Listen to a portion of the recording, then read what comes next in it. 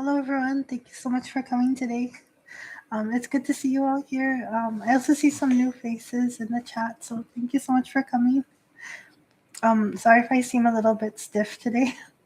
I was just working a lot the last little bit, so I'm like, I'm like in that like work mode. So I'm trying to just kind of um, settle down and just relax more, so we can talk. But yeah, so I'm just like trying to go back from normal work mode to normal mode. But yeah, so I hope everyone's doing well today. And again, thank you so much for coming. I really appreciate it. Today, the topic I was thinking about. So before I do these streams, I kind of like pray to Kami-sama and ask like if there's anything that we should talk about during the live stream. Please let me know, and it would be good to talk about. Um, and sometimes I feel a topic, and sometimes I don't. And today I kind of felt like a little bit of an interesting topic, which was like how to understand like the names of kami-sama. So like generally speaking, a lot of times people like when we like not just like foreign people, but like people in Japan, excuse me, um the names of the kami-sama.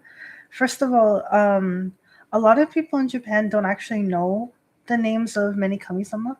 So like if they go to a shrine, for example, like a jinja, usually they'll just say like the jinja name and then san.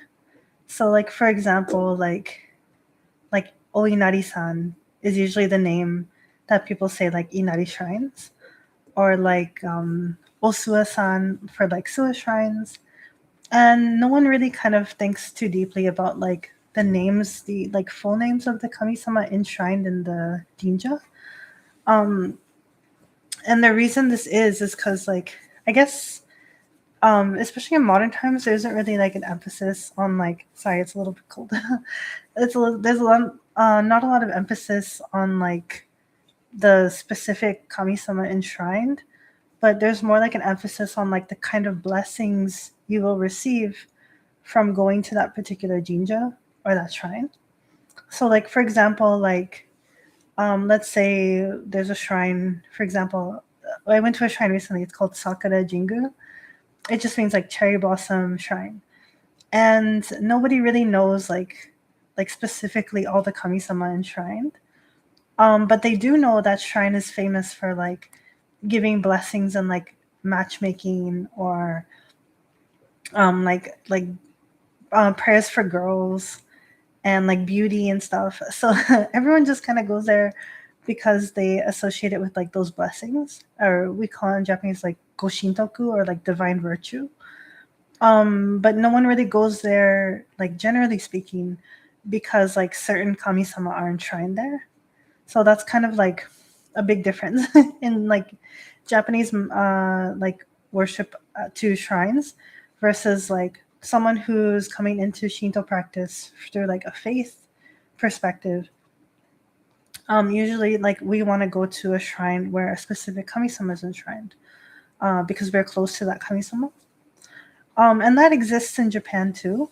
It's just like more rare. Like someone with more like faith like that is a little bit more rare to find than someone who just goes to the shrine for like a specific blessing. So I guess that's pretty natural though, because like most people are kind of more like secular minded, and then other people like more rarely is like people faith minded. So it's kind of like that like dichotomy, I guess. Not really dichotomy, but just like that difference in worship. Um, so alongside that, that's why people just say like the shrine name san usually, because they don't really like think about who is enshrined there. They're just thinking about the blessings.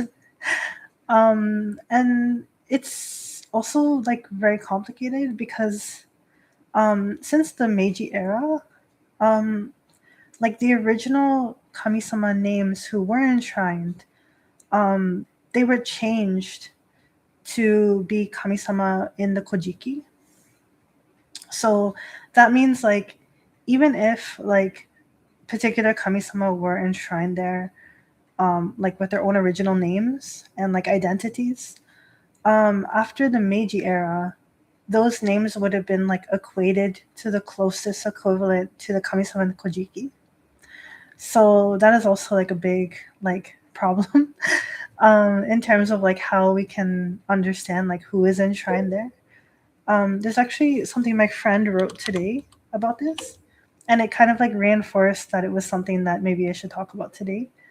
Let me just pull up the chat we had earlier. So basically, my friend was talking about like Fushimi Inari Taisha, and Fushimi Inari Taisha is really really popular, and it's like the main part of Inari faith. And there's a lot of like misunderstandings, I could say, around like which kami-sama are enshrined. So hold on, let me see if I can find my friends. Wait, I don't know, my friend's chat disappeared. But let me just, let me see the comment here by Sand. Sand says, interesting, reminds me of how folks in ancient Greece and Rome would visit shrines, especially Asclepius, for healing, but his devotees might actually go to worship there. Oh yes, both would worship, for example, make prayers and give offerings, but his devotees would take more time beyond the healing period. Oh yes, exactly. Yeah, it's very much like that. Like it's basically like that exactly like in Japan. Like people will go just for like the healing or the blessings, but they might not be devoted or like have faith in that kami-sama, like specifically that one. So that's why they like they don't really come that often. Just for like answering a specific prayer or like a specific divine virtue. So it's exactly like that.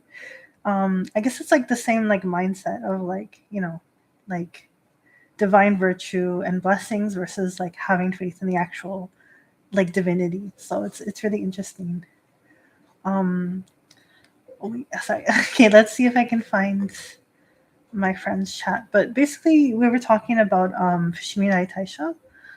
And so a lot of people think like so Inari Okami, right? So Inari Okami is very, very complicated. So as some of you may know, like Inari Okami-sama like has the most shrines in all of Japan, like on record. um, but a lot of people think this means like Inari Okami-sama is like one particular kami-sama. So like let me try see if I can draw it. So like people think like if I say Inari Okami-sama, they think it's like, you know, the one Inari Okami-sama. Like I don't know. I'll try to draw.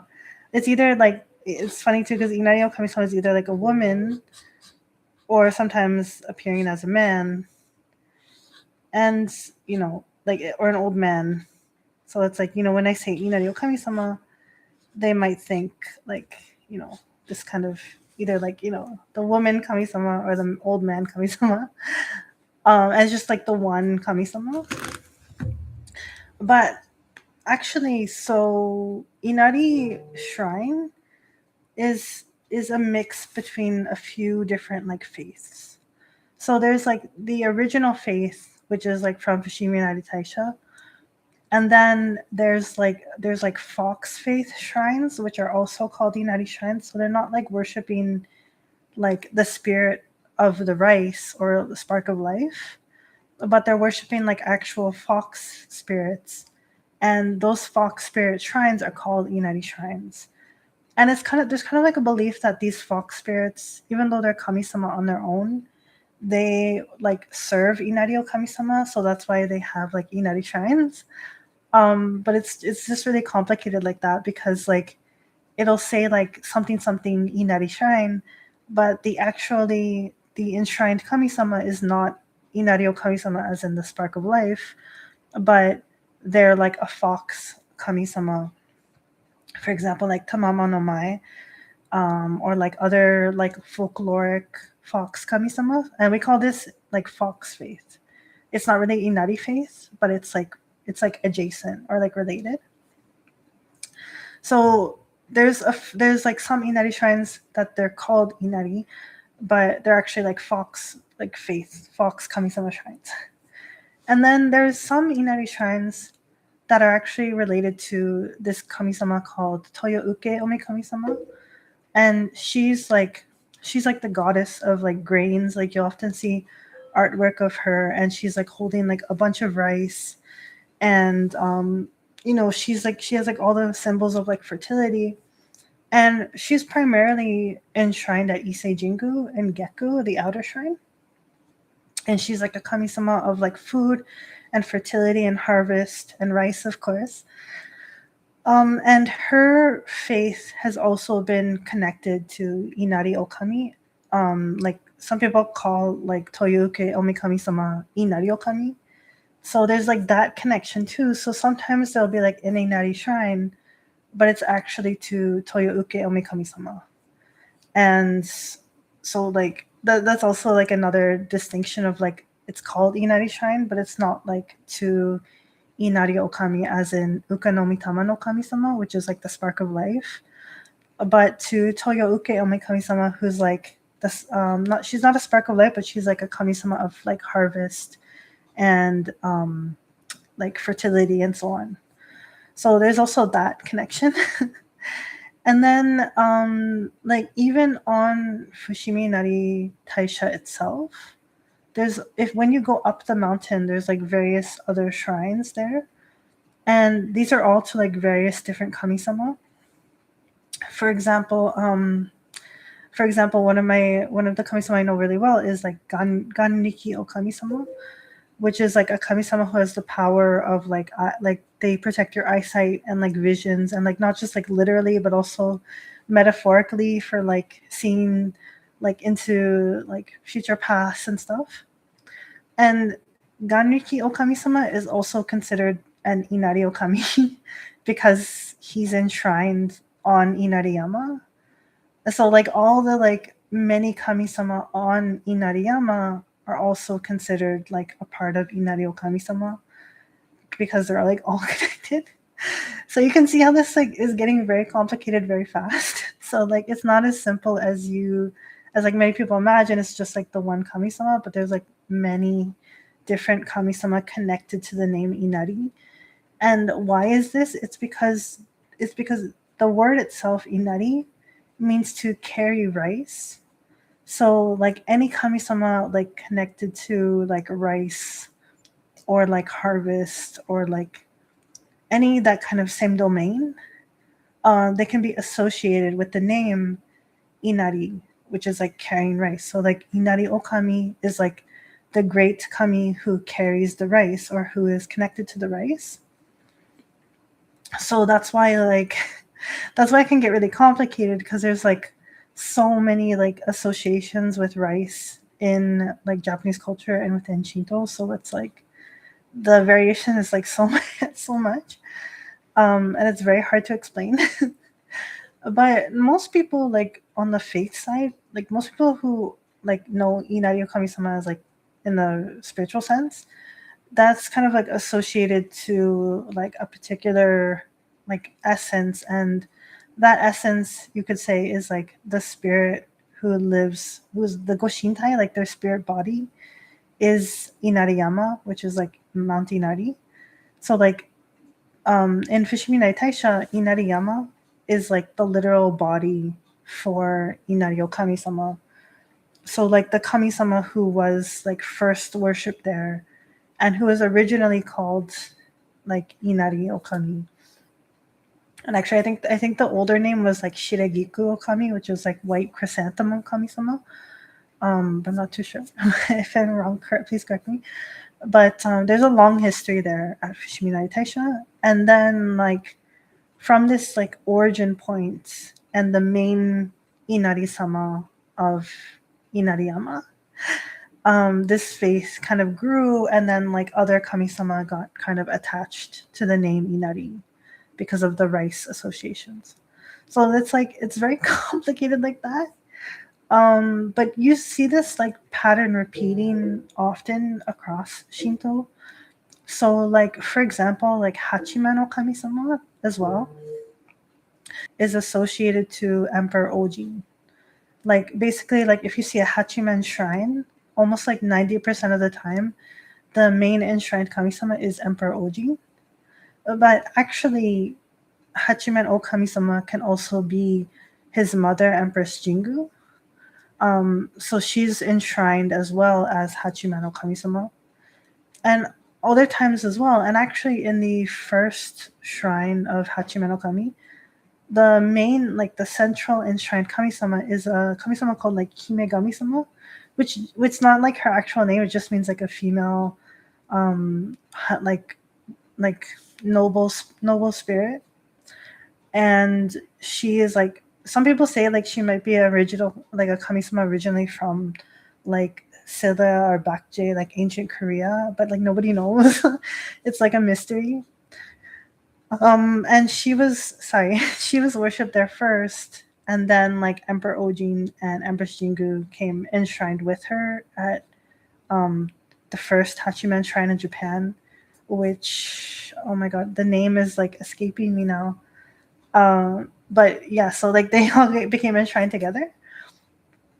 So like technically Hachiman no Kami-sama can refer to Empress Jingu and the Himegami-sama, but generally speaking, it's referring to Emperor Ojin.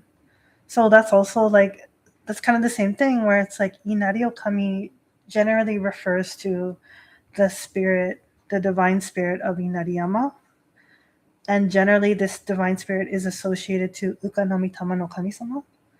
But then the name Inari Okami can also be associated to like Toyo Ukeomi Kami-sama, or the fox Kami-sama, or like, you know, other Kami-sama related to rice.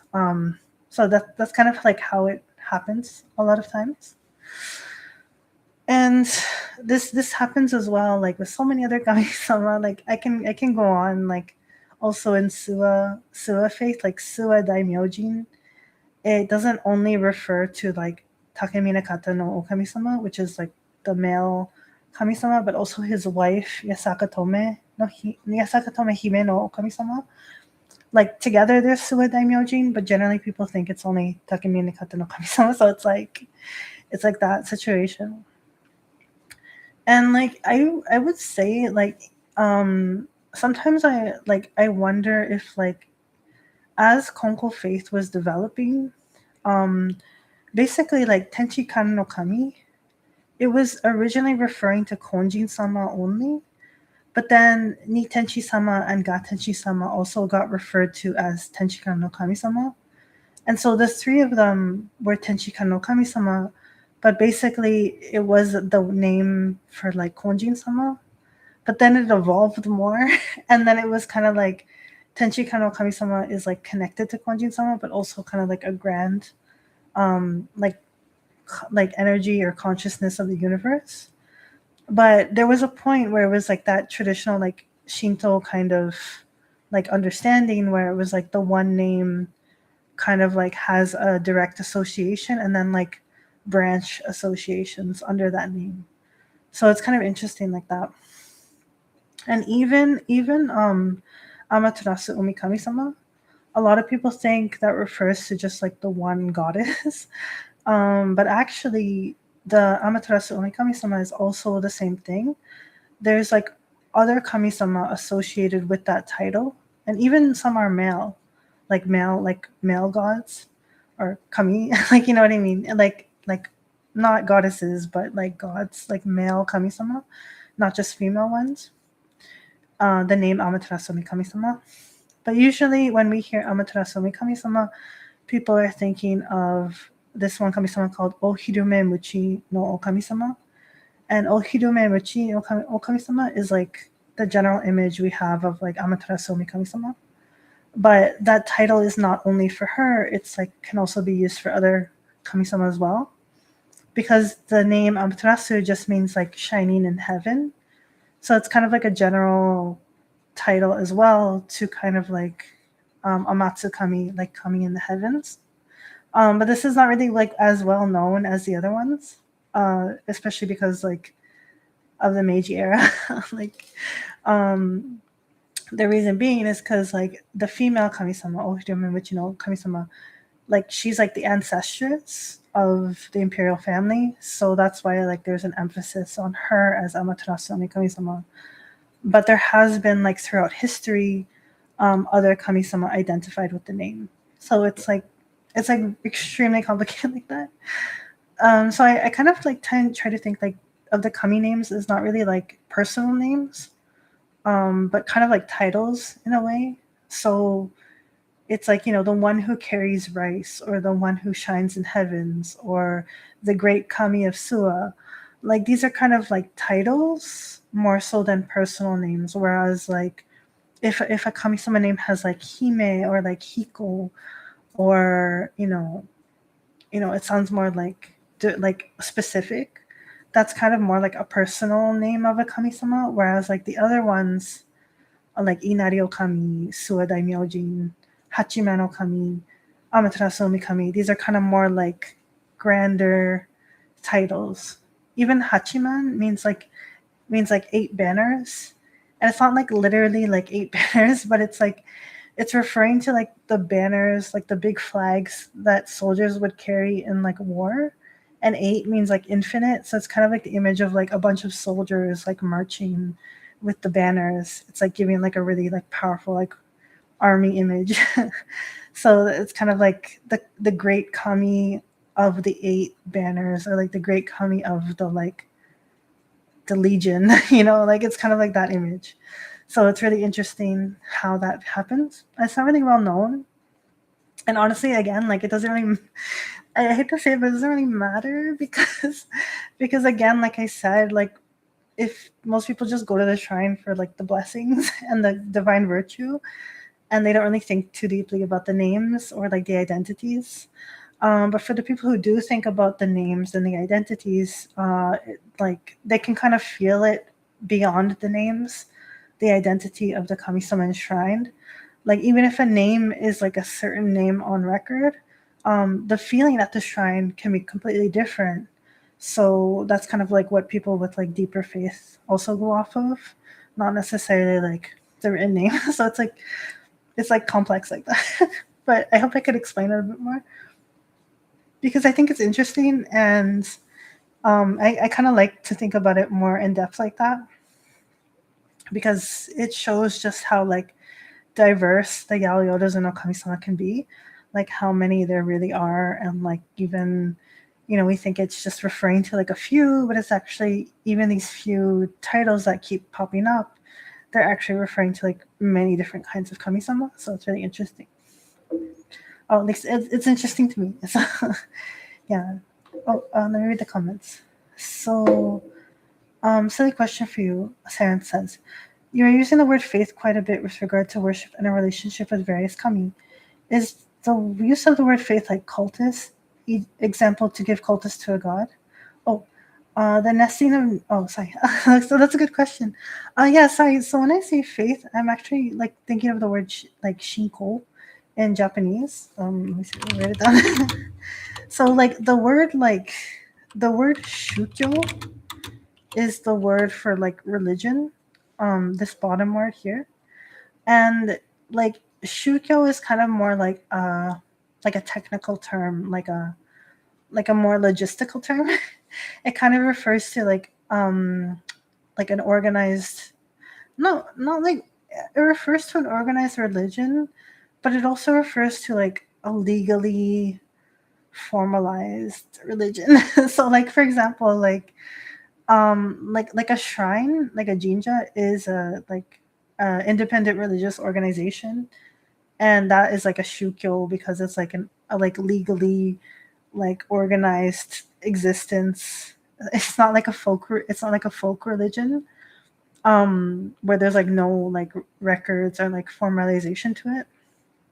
But even though like jinja and like kyokai like here or like other places can be like considered like a religious place with shukyo, but shinko, faith, in other words, like how it's translated, it does refer to basically like cultists, like a cult of a god, like their worship manners, the beliefs, the like stories, the history, the like mythology, I guess. Like all those aspects.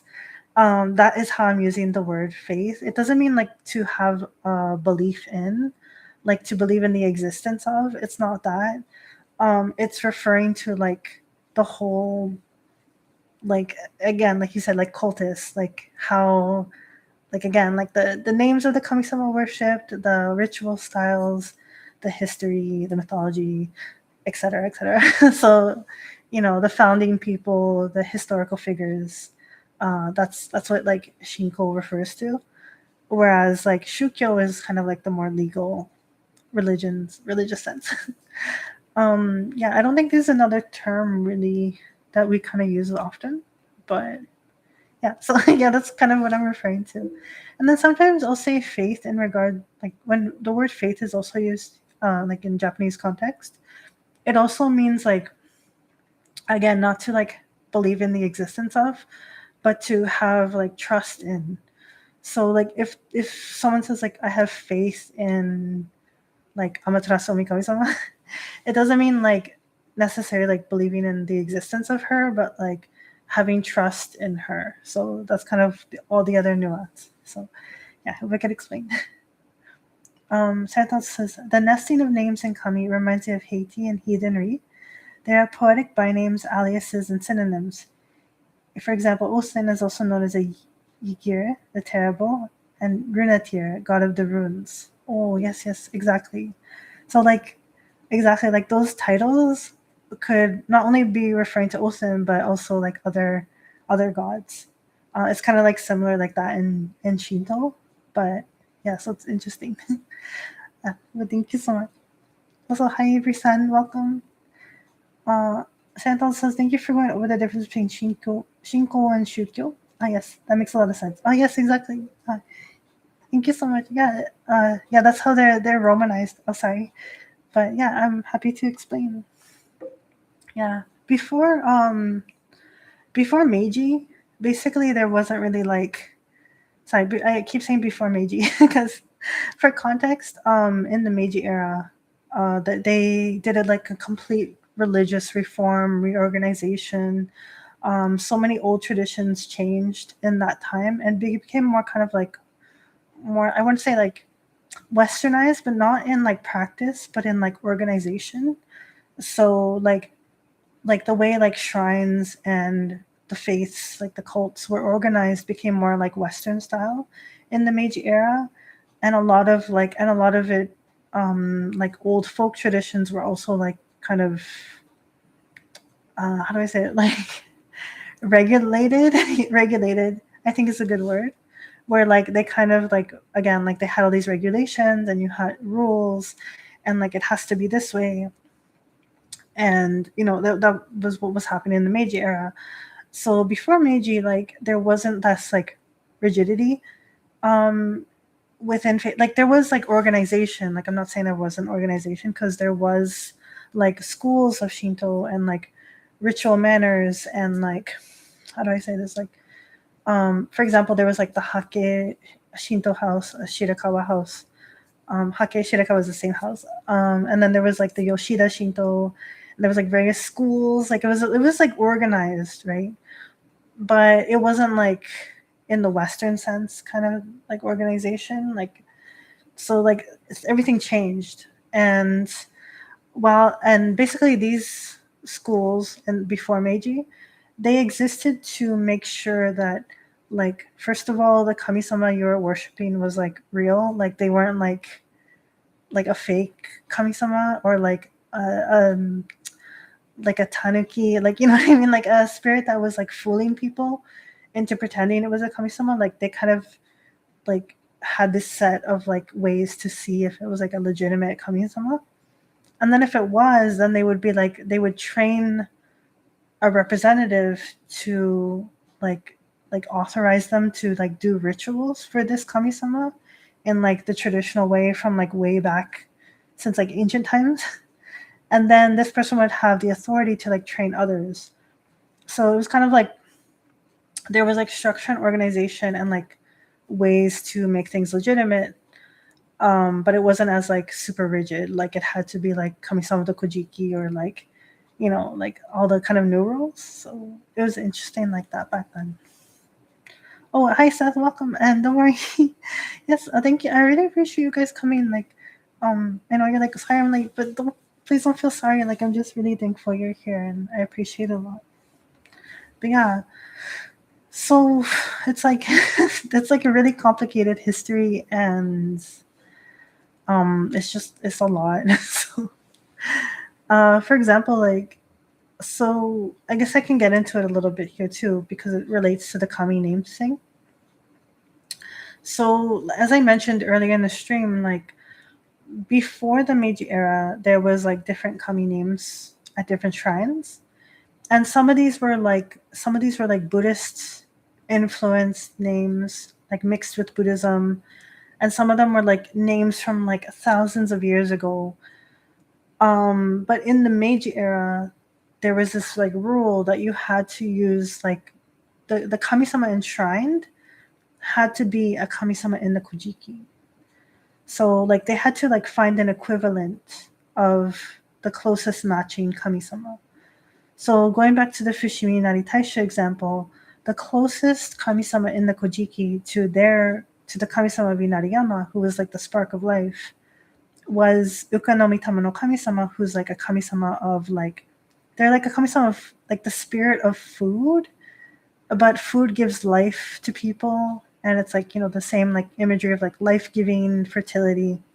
So they were kind of like associated together.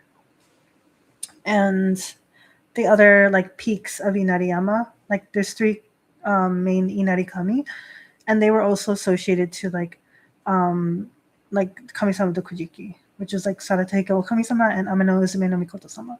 But that doesn't mean the kamisama of Inariyama are like actually them, the same, because the name, it's just a name change.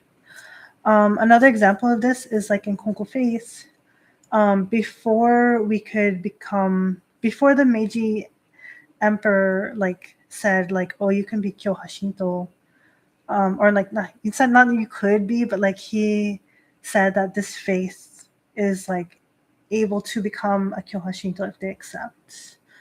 So what happened before that time is that the three kamisama of Konko Faith was Konjin-sama, or Kane no Kami-sama, Nitenchi-sama, and Gatenchi-sama. And Kane no Kami-sama or Konjin-sama was associated to the earth, like the soil, and not just the soil, but like the planet Earth. And Gatenchi-sama was associated to the moon, and Nitenchi-sama was associated to the sun. So basically, it's like an image of sun, moon, earth, and this is Tenchika no Kami-sama, the universe. That was kind of like the traditional image in Konko Faith.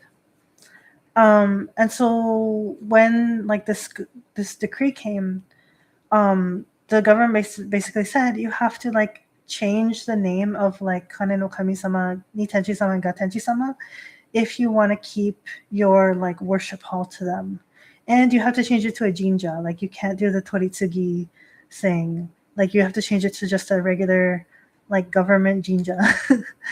And a lot of Kongo priests like didn't want to do this because the whole point of Konko Faith is basically toritsugi.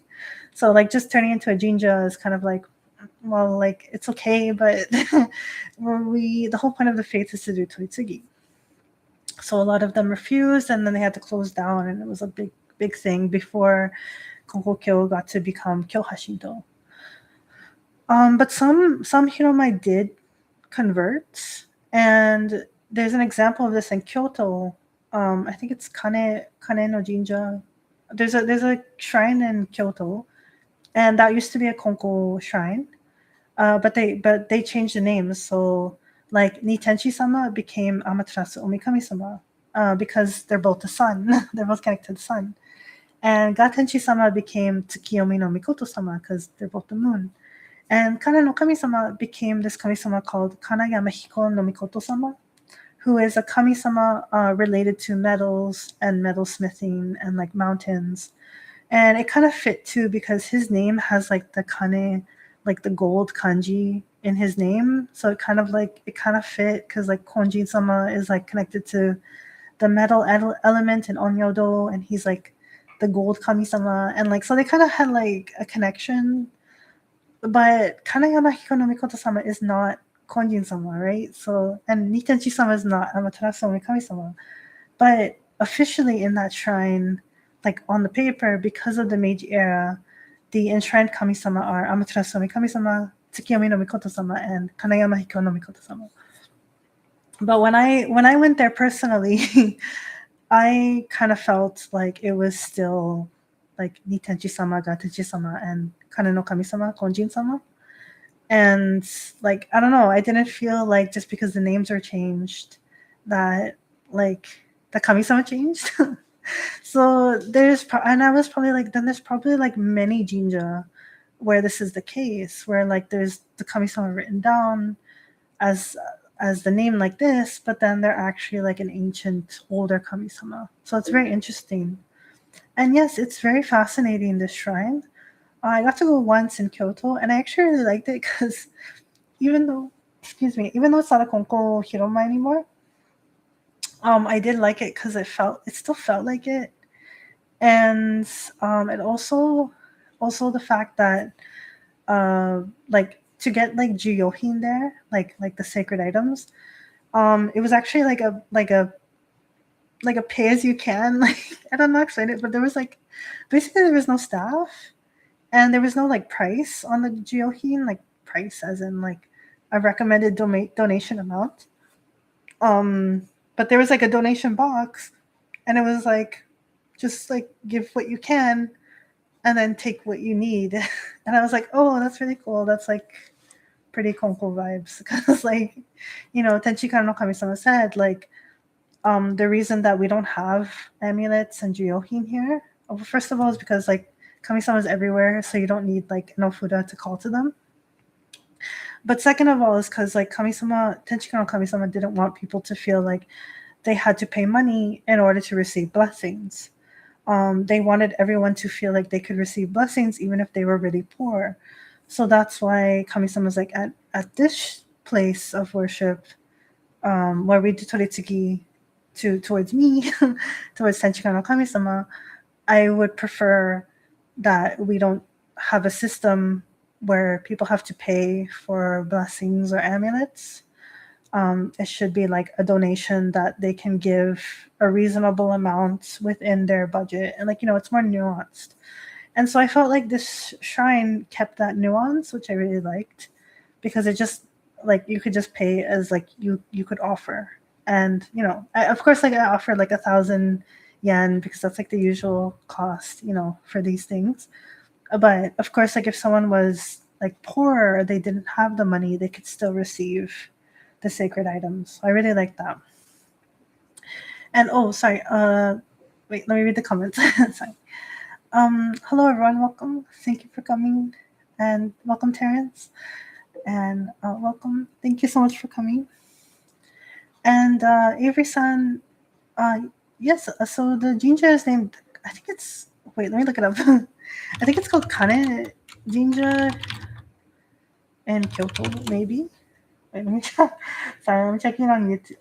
Not YouTube. I'm checking on Google. It's called Mikane Jinja. Sorry, Mikane Shrine. Here's a link, and you can kind of see like on the like lanterns, you can see like it looks like the Konko crest, the Shinmon.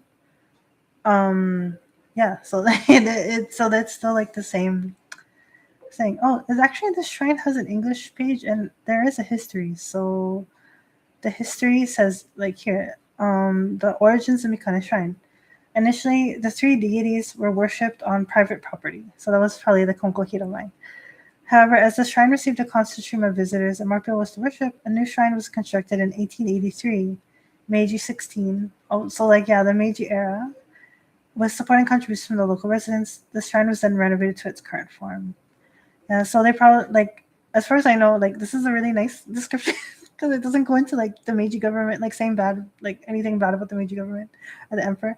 So that's good. And I'm not saying bad either, just, like, I'm just saying the history, but I know why, like, a shrine, like, on the page itself would not want to get into it.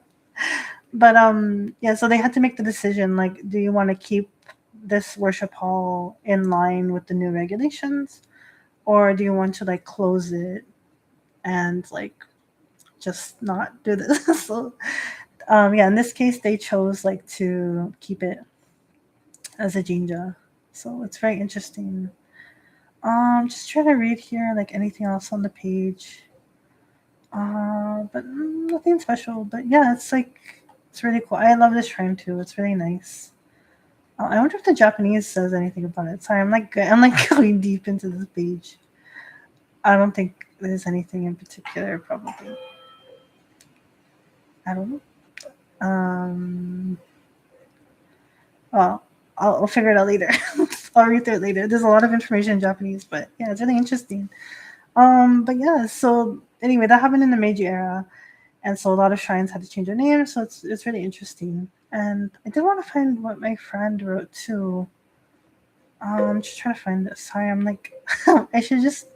I wish I had like I should set up OBS because then I could just like have like all the screens and like show everything. Oh, okay, yes. So my friend said this. So earlier, my friend and I were talking about like Shiminai Taisha, and my friend said this message. So I'll say it here on stream too because it's really good. So my friend says, on Fushimi Inari Taisha now, the three Inari Kami of the peaks of Inariyama are Ukanami Tama no Kami-sama, Satahiko no Kami, who is Saratahiko no Kami-sama, and Omiya Nome no Kami, who is Ame no Uzume no Mikoto-sama. So that's the background. And so my friend says, basically the names Satahiko no Kami, Omiya Nome no Kami were only adopted in the Meiji era since Fushimi Inari Taisha had to adopt names from the Kojiki. So I see those names more as these kami-sama, Saratahiko Okami, Ame no Uzume no Mikoto, etc., have similarities to aspects of Inari-sama, and that's like Inariyama, Inari-sama. But I don't think you're really worshipping those kami-sama themselves when you worship at an Inari shrine. Just Inari-sama with those names. Worshipping Inari-sama is worshipping Inari-sama, that's it. So what she's saying here is basically like when you go to Fushimi Inari Taisha, and even though the names say like Saratahiko Kami-sama and like Ame no Uzume no Mikoto-sama alongside Ukanami Tama no Kami-sama, it's not like you're actually worshipping like the three distinct Kami-sama. You're just worshipping Inari Okami, like the original, and their aspects of this Kami-sama are related to those like listed. So that's kind of what my friend's trying to say. Oh, yes. And then the next part, my friend says, the individual kami-sama of the peaks, Aoki Okami. Aoki means like deep forest. Like it literally means like blue woods, but it means like a deep forest. So the great kami of the deep forest, this was attributed to Satahiko no Kami. And Suehiro Okami, I don't remember what, I'm trying to remember now. Suehiro, sorry, that's like a specific term. I have to like, I'll get back to everyone. I'm trying to remember now. It's like my brain is just like, no, it's fine away now. But anyway, so Suehiro Okami-sama was attributed to Omiya Nome no Kami, and Shiragiku Okami, which is white chrysanthemum, who was attributed to Ukanami Tama no Kami. I feel they are also not the same as Satahiko no Kami or Omiya Nome no Kami or Ukanami Tama no Kami. They are part of Inari-sama because they are literally peaks of Inariyama, which is Inari-sama's body. So my friend is saying here, like, the three kami-sama of the peaks who had their original names, Aoki Okami-sama, Suehiro Okami-sama, and Shiragiku Okami-sama, even though their names are equated to the kami of the Kojiki, my friend still feels like these kami-sama exist in their own right as a part of Inari Okami-sama, which is kind of similar to Nitenchi-sama, Gatenchi-sama, and Konjin-sama, who were connected to like Amaterasu no Kami-sama, Tsukiyomi no Mikoto-sama, and Kanayama Hiko no Mikoto-sama, but they're like different. So it's like that interesting history.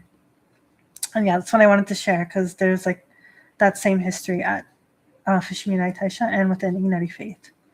So it's really interesting like that too. And yeah, my pleasure to share. It's really like, it's interesting history. And so like what happened in Meiji, like to go back to that. So I'm hopping between like the names and the Meiji era. I hope this is making sense. But basically what was going on was that like so after they like set these regulations, There was like Kyoha Shinto, which was also developing. And I believe the first one was Jingu Kyo, which is like the Issei Jingu faith. And so like this is really complicated because Kyoha Shinto is often translated as like sect Shinto. And this like doesn't make sense because first of all, like Shinto doesn't have like a formal like dogma or like founder like a like a full like lineage thing happening like there's no orthodoxy is what I'm trying to say. So there's no like branches of an orthodoxy, so there's no possibility for a sect to exist in Shinto. So that's why the translation is a little bit like off to me. um I get it, but also it doesn't really make sense at all. So the actual kanji for Kyoha is this. I'll show it to you. Kyoha. And it doesn't it, like it can mean sect in some circumstances, especially in relation to like Buddhism. But it doesn't make sense for Shinto because again, there's no like Shinto orthodoxy. And like there's no like founder of Shinto and then there was like an Orthodox Shinto church or something, or like the Roman Catholic, like there's no like Shinto Vatican that existed because Shinto is not like a religion in itself. It's just a word to describe the like native faiths or the native like cults of individual kamisama and like regions. So like that's why it doesn't really make sense.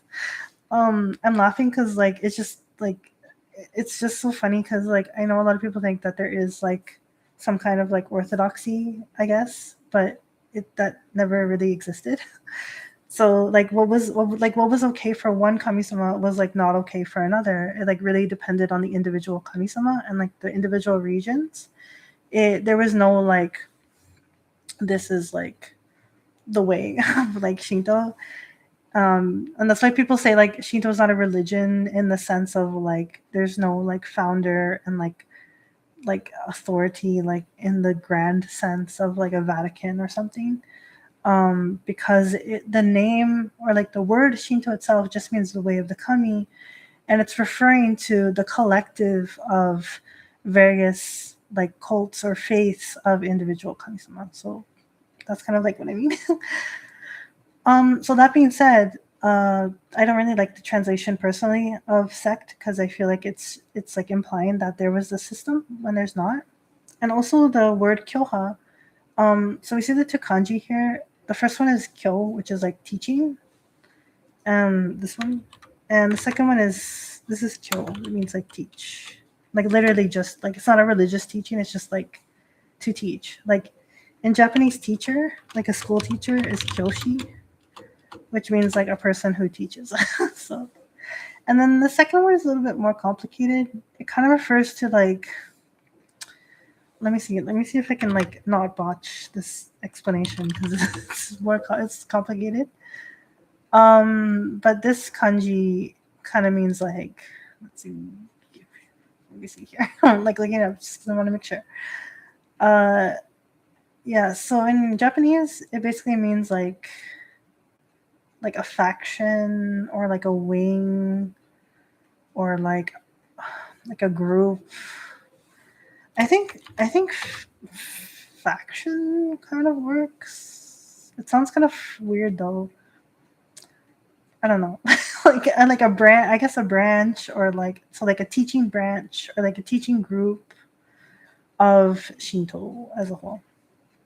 So what this means is that like in the Meiji era, specific faiths, like specific cults of kamisama, were chosen to be the teaching groups of what Shinto was like spiritually and religiously.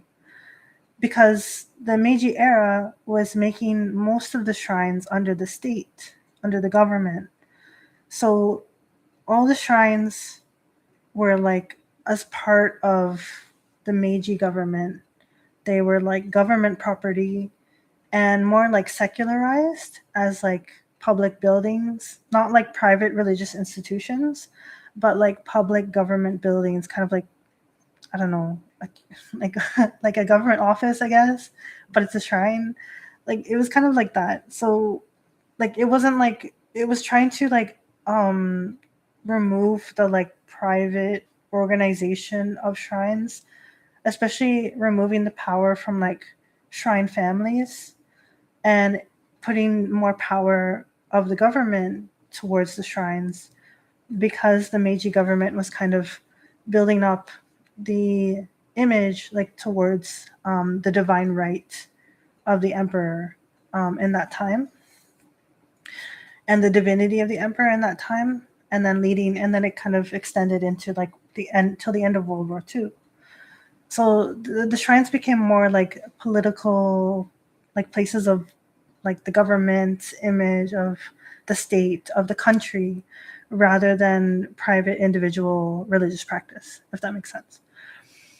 However, we had the Kyoha Shinto, which were faiths or like cults that were designated to retain the like religious spiritual side of Shinto. And so like they were like specific, like there was 13 of them. I think there was originally 14, but then they became 13. But there was 13 of them, and these ones were like the government was like, you will teach, like you will retain the knowledge of the like more spiritual religious side of the way of the kami. So that's kind of what the Kyoha Shinto are. And of course I know this because Konko Kyo is one, but there was many others. And Konko Kyo is kind of unique because it's like one of the most like unique ones, I guess, because of the Toritsugi and everything. But like the other ones are kind of like very like matching, I guess, like the image of what we think of like Shinto shrines and stuff. Like for example, like Izumo Taisha is a Kyoha Shinto. I think like, well, right now I think like part of the shrine is owned by Ginga Honcho, and like the other part is the Kyoha Shinto side. So it's kind of like half and half. But basically, Izumo Faith is a Kyoha Shinto because it deals with like explanations of the Mitama no Kami, like Nigi Mitama, Saki Mitama, Kushi Mitama, Are Mitama. Like that comes from Izumo Faith.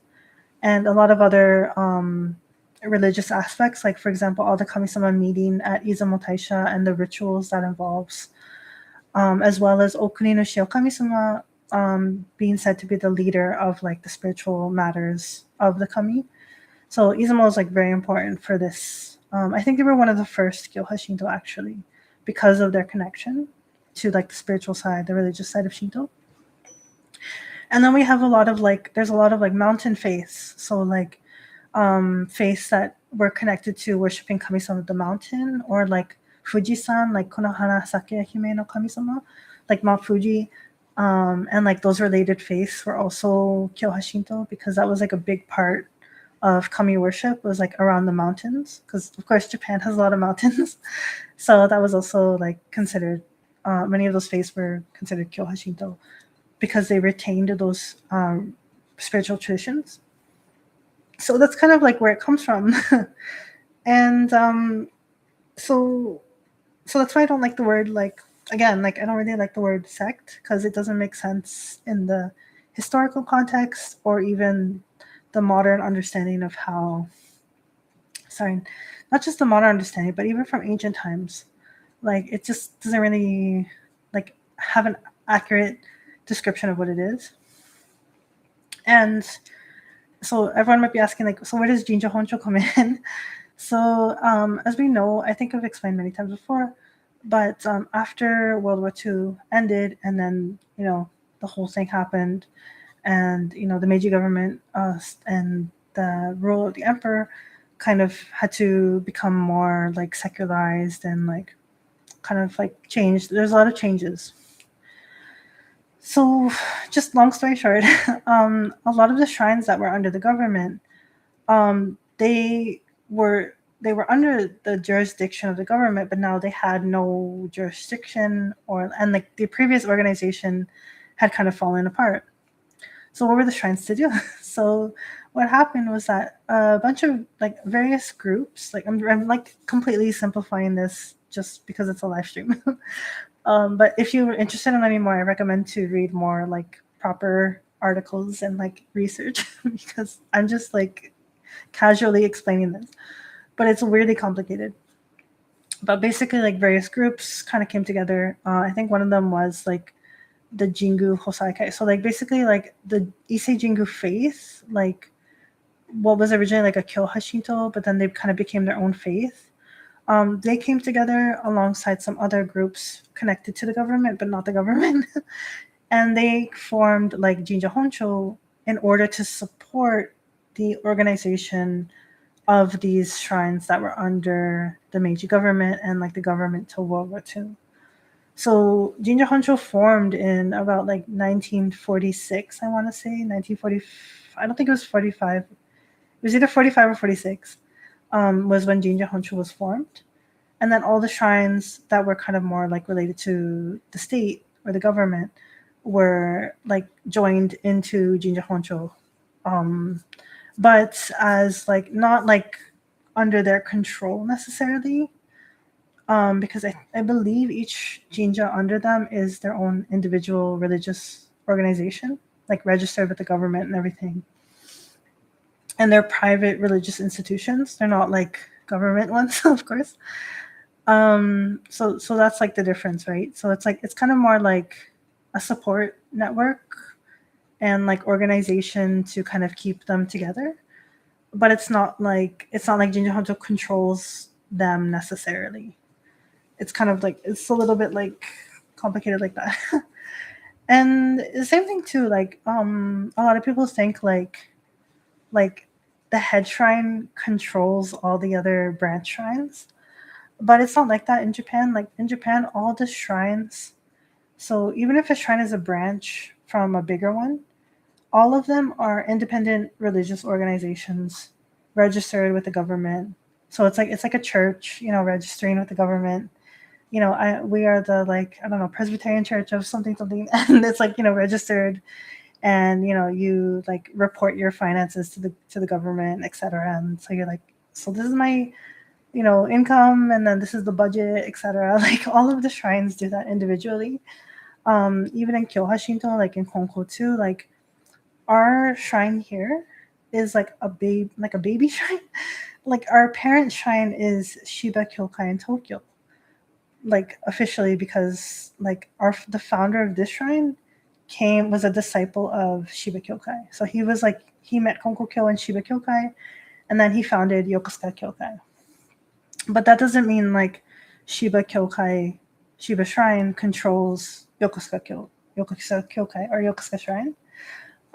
We're like completely separately independent private religious organizations, like legally. And same thing too, like if you go to Konko Head Shrine, like they do not like control like organizationally or like legally. Like of course we like report like things to them, like this is what we're doing and etc. But they're not like it's not like connected legally, like as if we're under them directly. It's still like each individual finances, individual organization within this place. So it's like that. And same with all the other shrines. The other thing Jinja Honcho does for these individual shrines is that they can help like send priests to them, or like get Jingu Taima, like the Ofuda of Amaterasu Mikami-sama to these shrines, or like help to like connect them to like get omamori and stuff. Or like the priests can also have a big meeting. So it's kind of like a support organization in a way. I would actually liken it to the Konko churches of North America. It's kind of like an organization that like keeps all the North American Konko Kyokai. I should explain that too, but like all the Konko Kyokai in North America. My pen fell. Sorry. All the Konko Kyokai in North America.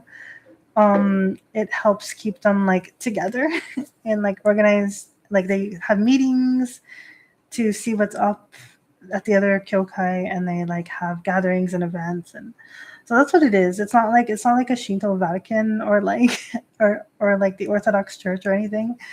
It's just like that kind of support organization, I guess. And sorry, sorry for the pen. Sorry, that was my bad. Sorry, but sorry about that.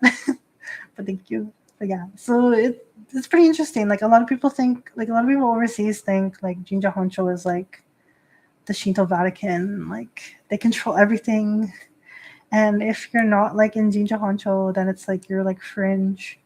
And I'm like, no, that's like that's just not how it is. Like, I'm sorry.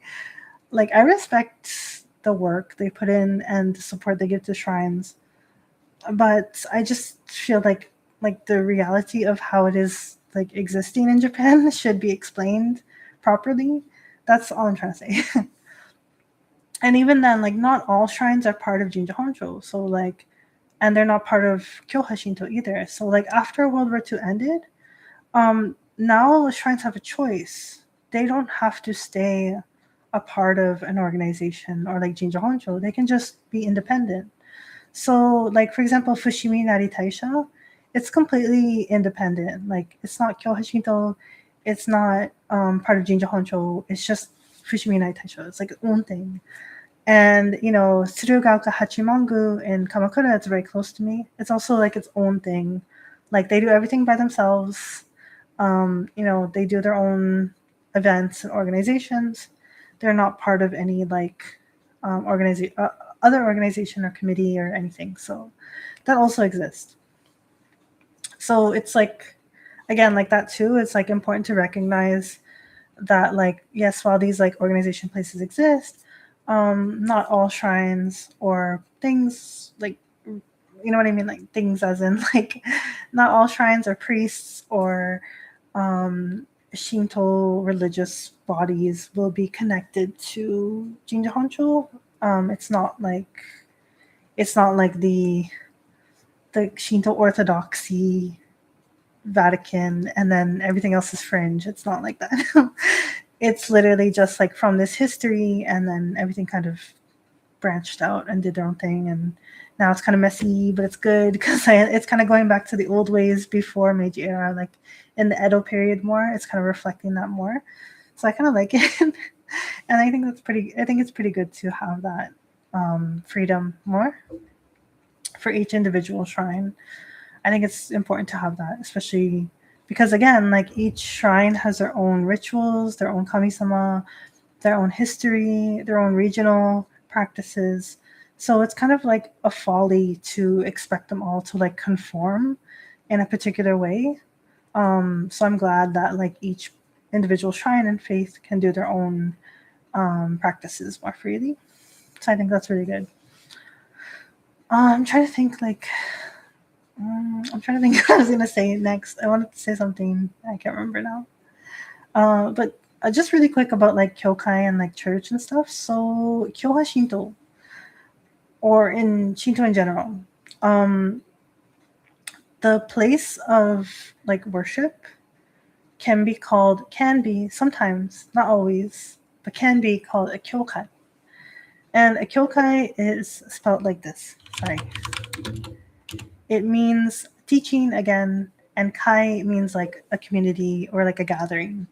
So like gathering place where you get teachings, or a gathering place of the Kyoha Shinto kind of image. But like some Buddhist temples also use kyokai, and this is a term like that's more Buddhist than Shinto originally. But when Christianity came to Japan, they were like, "What are we going to call a church?" And a church is the place where you receive teachings from the Bible. So they just use the word kyokai too. But because most people learning Japanese or like translating into English, um, what is the most common term or common translation of kyokai? It's going to be church, because that is the word that was used for the Christian churches that came to Japan. So that is like a little bit of a situation, because now when we say like Konko Kyokai, which is that's translated to church, it can cause a lot of confusion because people are like, why is a Shinto shrine a church? That makes no sense. And I had that confusion back in the day because when I first passed by the Konko Church of Toronto, I was like, what it like? It looks like a shrine. Like there's like the chigi on the roof, like this architecture of shrines. It looks kind of like horns on the roof. And like there's a chigi, and it looks like a shrine, but it says church. And I'm like, what's happening? Like, is it like a Christian Shinto thing? Like what? But then I learned the history where like kyokai is meaning a place where you receive teachings, and it was applied to the Kyoha Shinto places of worship, and just it's the translation is church.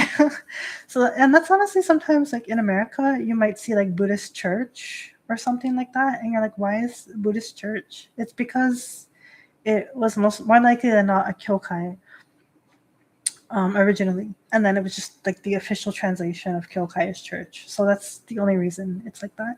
I try to avoid it. I try to just say kyokai or like shrine, or like the Konko original word is hiromai, which means like a wide place, because kamisama, like Tenshika no kamisama, is not like confined to one particular plot of land. Like they're everywhere. So the hiromai means like a wide place where kamisama is everywhere.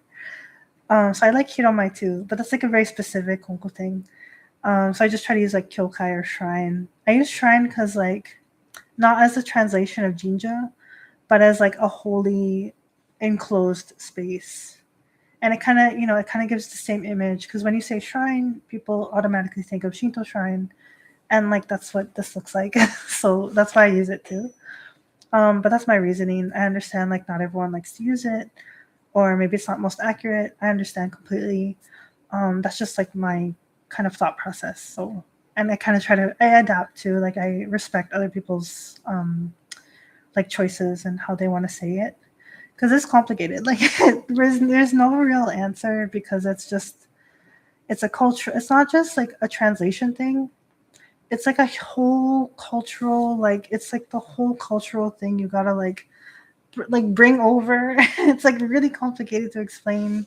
Like I just spent like 10 minutes explaining the whole thing, so that's why it's like very difficult to like find one straight answer, because it's like there's not one straight answer realistically. But it's basically that's the history behind it.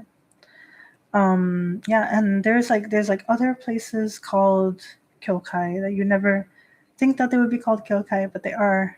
um I remember like there's this one shrine I went to recently, and it was crazy. There was like so many tori, and there was like statues of like Tengu, and like an Inari shrine on the shrine grounds. But it was like there was a big gate across of it, and we were all like, "What is this?" Like me, I was with my friends. We're like, "What is this place?" Like it's like a shrine, but it's not. And there's like a gate, and we're kind of getting scared because we've never seen anything like this before. And then, but thankfully, there's like a plaque on the side of like the big wall, and it said like it was a shrine dedicated to kami-sama of like a burial mound, but it also became a kyokai, like a Shinto kyokai, where like they give teachings from like someone who had like an oracle from the kami-sama. And it was like a really complicated history. And we were like, oh my god, like I'm like, does that say kyokai? I'm like, is this like a kyoha Shinto I never heard about? And we were like so confused. And then we thought like someone came out of the door. We were scared. And then I wanted to ask actually the person who might have come out of that door, but there was no doorbell. So I didn't want to bother them. But it was like a whole, like, it was like the weirdest, like not the weirdest thing, but like the most unusual thing I've ever seen. And there's stuff like that within Shinto that's really interesting. Like I'm really interested in that. Like you have the upper layer of like the jinja, like go to the jinja, do the tamizuya, do the like omamori stuff, like pray and then get the omamori, get the omikuji, and then go. That's like very surface level. And then it's like then there's like the Kyoha Shinto, and it's like a little bit more spiritual and religious. And then there was like what I don't know what this was, but it was like really religious, like really spiritual, like hidden shrine in like a back alley of like a neighborhood. And it was like gated, and like you had to know the password to get in. Like it was intense, so it was really interesting. Also, Avery-san, thank you for coming. Thank you so much. I hope you have a good time. And yeah, please take care and enjoy the rest when you watch later. I hope it's interesting. for you, but thank you. But yeah, so I don't know what that place was, but I was like, whoa. And the other thing was like that was in Tokyo, so like I was extra surprised because most of the time like these like really deeper like deep lore Shinto shrines, Shinto religious places, they're more like in Kyoto and like Kansai, like Western Japan. Um, so it was like really weird to see it in Tokyo. I was like, whoa, like it was really intense. So it was really interesting. And also like also in Kyoto, like there's a lot of shrines where you can just like walk in the worship hall, like here in a Konko Kyokai. So like generally speaking, you're not allowed to walk into a worship hall of a shrine. Like if you've ever been to Japan or like you know about shrines, you know that you're not allowed to just like go up the stairs, open the door, and walk in, sit down, and like pray. Like you're not allowed to do that. Mostly it's just like the offering box outside, and then you throw in the coin, you pray, and then you go. Like that's it, unless you do like a private ceremony at the shrine. But otherwise, you're not allowed inside. Because the reason that they have that is because like the worship hall should only really be for worship, especially in like crowded city areas. Like they don't want people kind of like loitering in the shrine or like they don't want it to like because it's not staffed all the time, so it's kind of more for like safety and privacy reasons and just keeping things like clean and nice for kamisama. But like in some areas in like like not just Tokyo but like here too, like out in Yokosuka, I remember I went to like a Hachiman shrine, and it like actually told you to like go up into the worship hall and like pray inside. And I really like that. I was like, oh, that's different. Like I like that. It just feels more like inviting. And I remember when I first came to like my first visit to like the Konko shrine in Toronto, the Konko Kyokai, I was like scared because I was like, am I allowed to like go in? Like it feels like forbidden. Like it feels like crazy. Like it feels scary, but it's okay. Like it's okay to go in. So it was really nice, and I like that about Konko Faith, and I think it's like a characteristic too. A lot of Kyoha Shinto kind of like brings you in. I think especially because it's like you're coming in for the teachings. So like it's more like you're not just coming in for prayer, but you're also coming in to like listen to the teachings and like the lecture of the priest and so on, like a sermon, I guess. You could call it a sermon. It's called like a kyowa, like just learning about the teachings, a teaching speech. So it's interesting. But yeah, I've seen like just regular shrines like have it open. I really like that. It's funny too because like here in Japan, when basically like when we have newcomers, they always like wait in the front of the door, and I hear them talking, and I'm like, I think they want to come in, so I have to like open the door. I'm like, it's okay, come in. And they're like, oh my god, and they scramble to take off the shoes, and they come in. I'm like, yeah, don't worry, it's fine. But it's really funny because like a lot of people like they're like, oh no, like is it closed? Like where's the offering box? They're like, is this the right place? Because it's just not like common at all to be able to enter to the worship hall. So it's kind of funny. I always have to tell people like, no, come in, it's okay. And then eventually I put like a sign on the door and I said, open, like those will hide kudasai, like please come inside, like it's okay. And it's kind of funny because like most people are like, oh my god. And then even when they do come inside, they like wait at the entrance because they're just like it's just totally they're not used to coming in the worship hall. So it's kind of funny like that, but it's cute. Like I like seeing their reactions. Like it's reminds me of me in the past when I was like, oh my gosh. But I like that Konko kind of has it more open. Um, but yeah, so I don't know, like oh, and you know what? There on the topic of like Kyoha Shinto and stuff. So I went to a shrine recently called Sakura Jingu, and this is a shrine like up in Tokyo, Setagaya, and it was funny because like my friend found this shrine on Instagram. She was like, "Oh, it's like so cute. Like this is the sakura and like the goshuin, like the shrine seal. Like it has such cute sakura." She's like, "I want to go and like see the cherry blossoms and get the goshuin and etc. etc." Like, yeah, let's go, let's go. And so I look up the shrine on like online, and I'm looking up the history, and I'm like, why is it talking about like the priest doing teachings and like the Meiji era? And I'm like, wait a minute. so, and so I'm reading more about the history, and then I find out that Sakura Jingu is actually the headquarters of a Kyoha Shinto. And I was like, what? Like, I did not I thought it was like a normal neighborhood shrine. I didn't think it was like the headquarters of one of the Kyoha Shinto.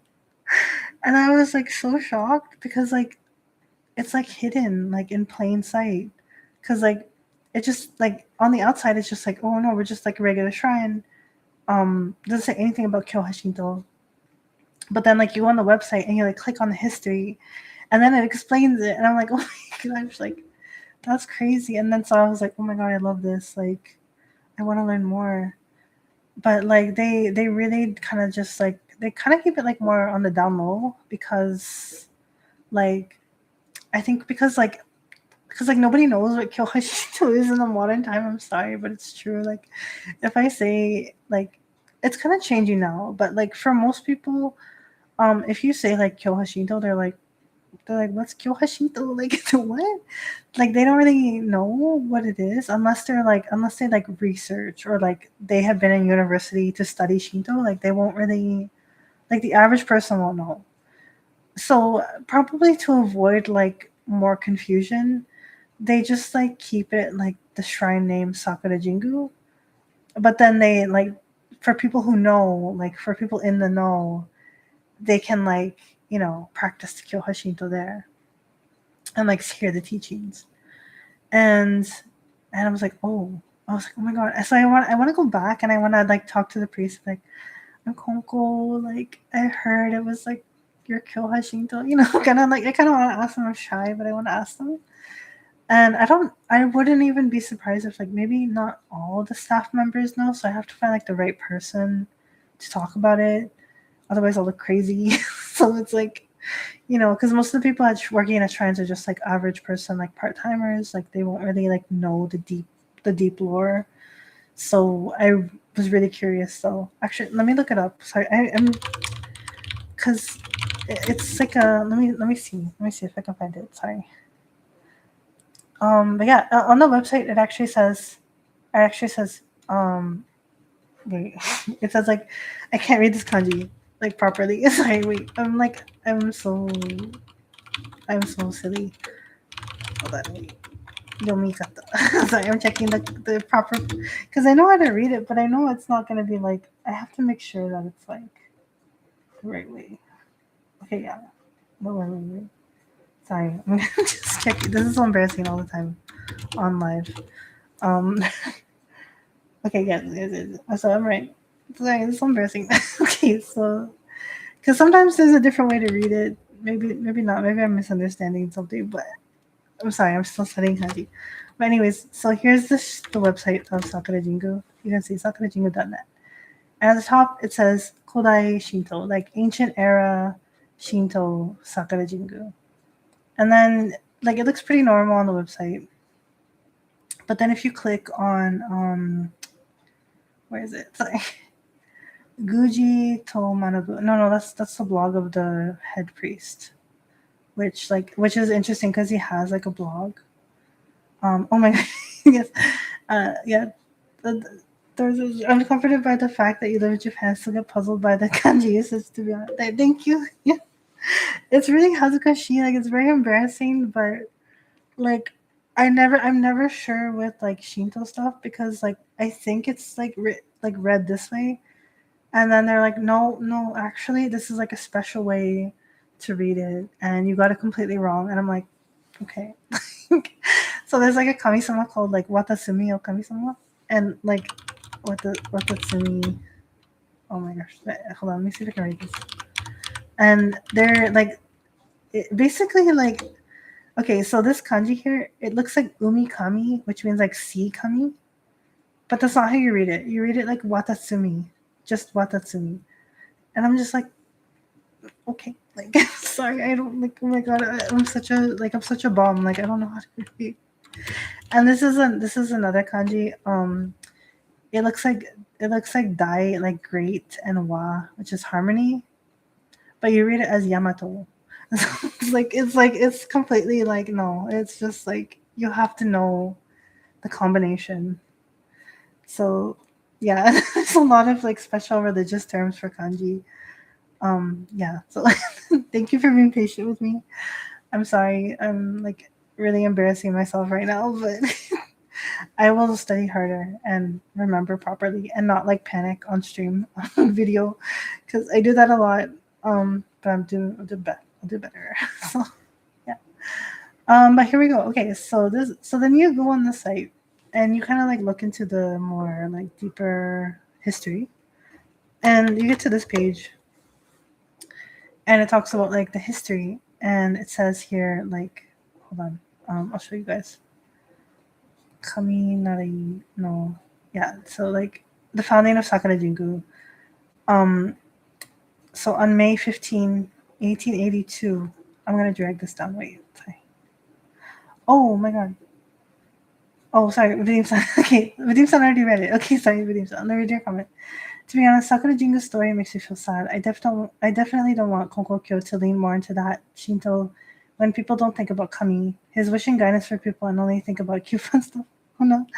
Yeah, I mean, yeah, like I prefer Konko way. I'm sorry, but yeah, like it's interesting how it turned out, right? Like it was like, or it is Kyoha Shinto, but it kind of like really like moved away from that, like the original designation of like teaching the spiritual side, and kind of leaned more into the like, more like secularized shrine, with the cute stuff.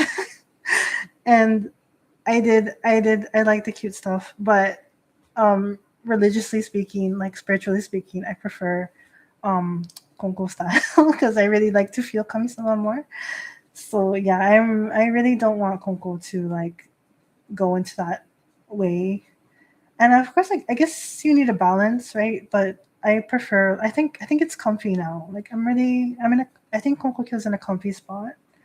Like it's not too like spiritual religious, but it is if you like go deeper as much as you want into it. But there's also like cute stuff and like friendly stuff, not cute stuff, but you know what I mean, like easy, like accessible to people who are not familiar. So that's what I'm trying to say. Um, but I don't want it to go like, like commercialize. You know what I mean? So that I'm glad it's like not like that. So it's, I think there's a good balance right now. So I'm glad about that. Abhiram also says, even in Konkokyo, I see some priests who lean more into Shinto to have more visitors in the shrine. Oh, yes, yes. But if people don't know about Kami's teachings, there's no salvation and help for people, so no point in faith. I guess exactly.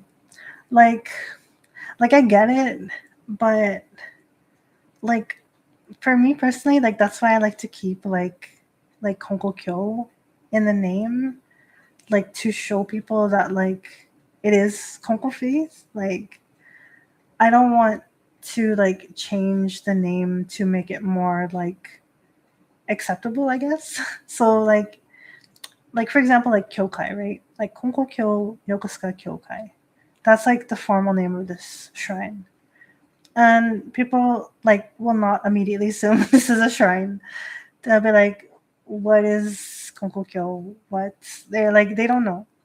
But that's okay, because then you just like tell them what Konko Kyo is. But I know like some Konko Kiromae, they might like change a name or like add a shrine on the grounds to kind of like bring people in as like not like maliciously, I guess, but like, to kind of like connect more to the modern mindset people who like they come to a shrine just for the blessings, and they don't know too much about like the deeper side. So like I get it, but we have to be careful, right? Like because then you risk losing what's important about it. And I guess like, yeah, like I love Sakura Jingu, but like I was sad because I couldn't find any information about the Kyoha Shinto side unless I looked on the website. So that was a little bit like sad, Like I'm not saying like they're bad for doing that, but I'm saying it's like sad that they feel like they have to do that. Does that make sense? So like because of the way the society has changed, and especially because of like a lot of factors and like bad image towards religion in Japan, I understand why like these actions have been taken, but they make me sad because I wish that they could feel more like confident to teach people the real history, if that makes sense. So I hope that makes sense. So Sam says, I like the adaptability of it to the depth you're called to. Ah, yes, yes. So like that's a good thing too. Like, that's why I don't want all the shrines to like just become like the surface level ones. I want there to still be like, there's a surface level shrine and then there's like the like deeper like religious side of Shinto. I find that more in like Konko and honestly I find it the most in like Inari faith after Konko. Okay, thank you, Sarah. Thank you so much for coming. Thank you. I'm really glad you joined us. And please take care and see you later. Thank you. But yeah, I find this like layer more in Konko and Inari faith. Because like people in Inari faith are like really spiritual. And they also have Kyokai in Inari faith, even though they're not Kyoha Shinto, but they have Kyokai to show the teachings. So that's really interesting.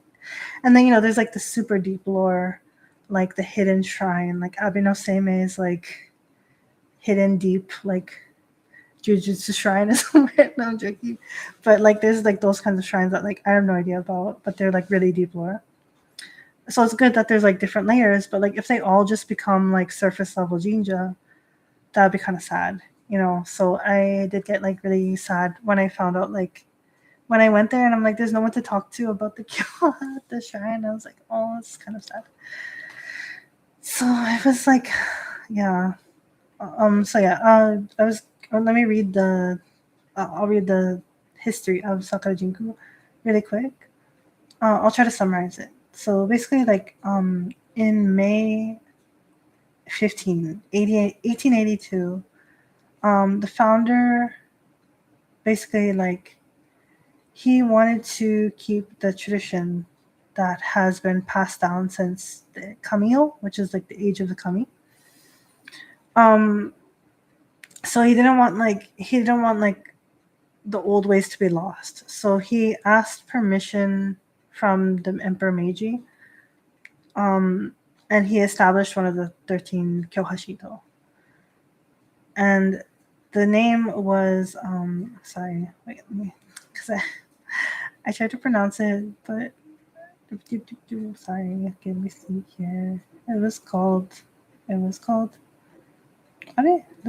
Sorry. Oh my god. I'm pretty sure it was Shukyo, right? I'm pretty sure. Oh my god. I can't see it in the text now because I'm panicking because I'm on live stream and I'm just like you can see me blushing more because I'm like, oh no, I can't find it. But anyway, so that's what happened. Basically, he just like asked, like he was connected to Issei Jingu. He was like a descendant of the Issei priest. He had the connections to Emperor Meiji, and he wanted to retain the old traditions. So he was allowed to have Kyoha Shinto. And that is what happened at this shrine. So, and yeah, and it just like it's crazy how I didn't know until I checked the website. So it's really interesting. But yeah, and yeah, the building of Sakura Jingu was founded in 1883. And nothing really else here. I don't think so. Nothing really. But oh, sorry.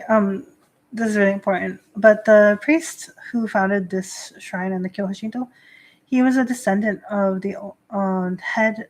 Sorry, descendant of the 65th head of the Onakatomi family and a chief priest of Issei Shrine.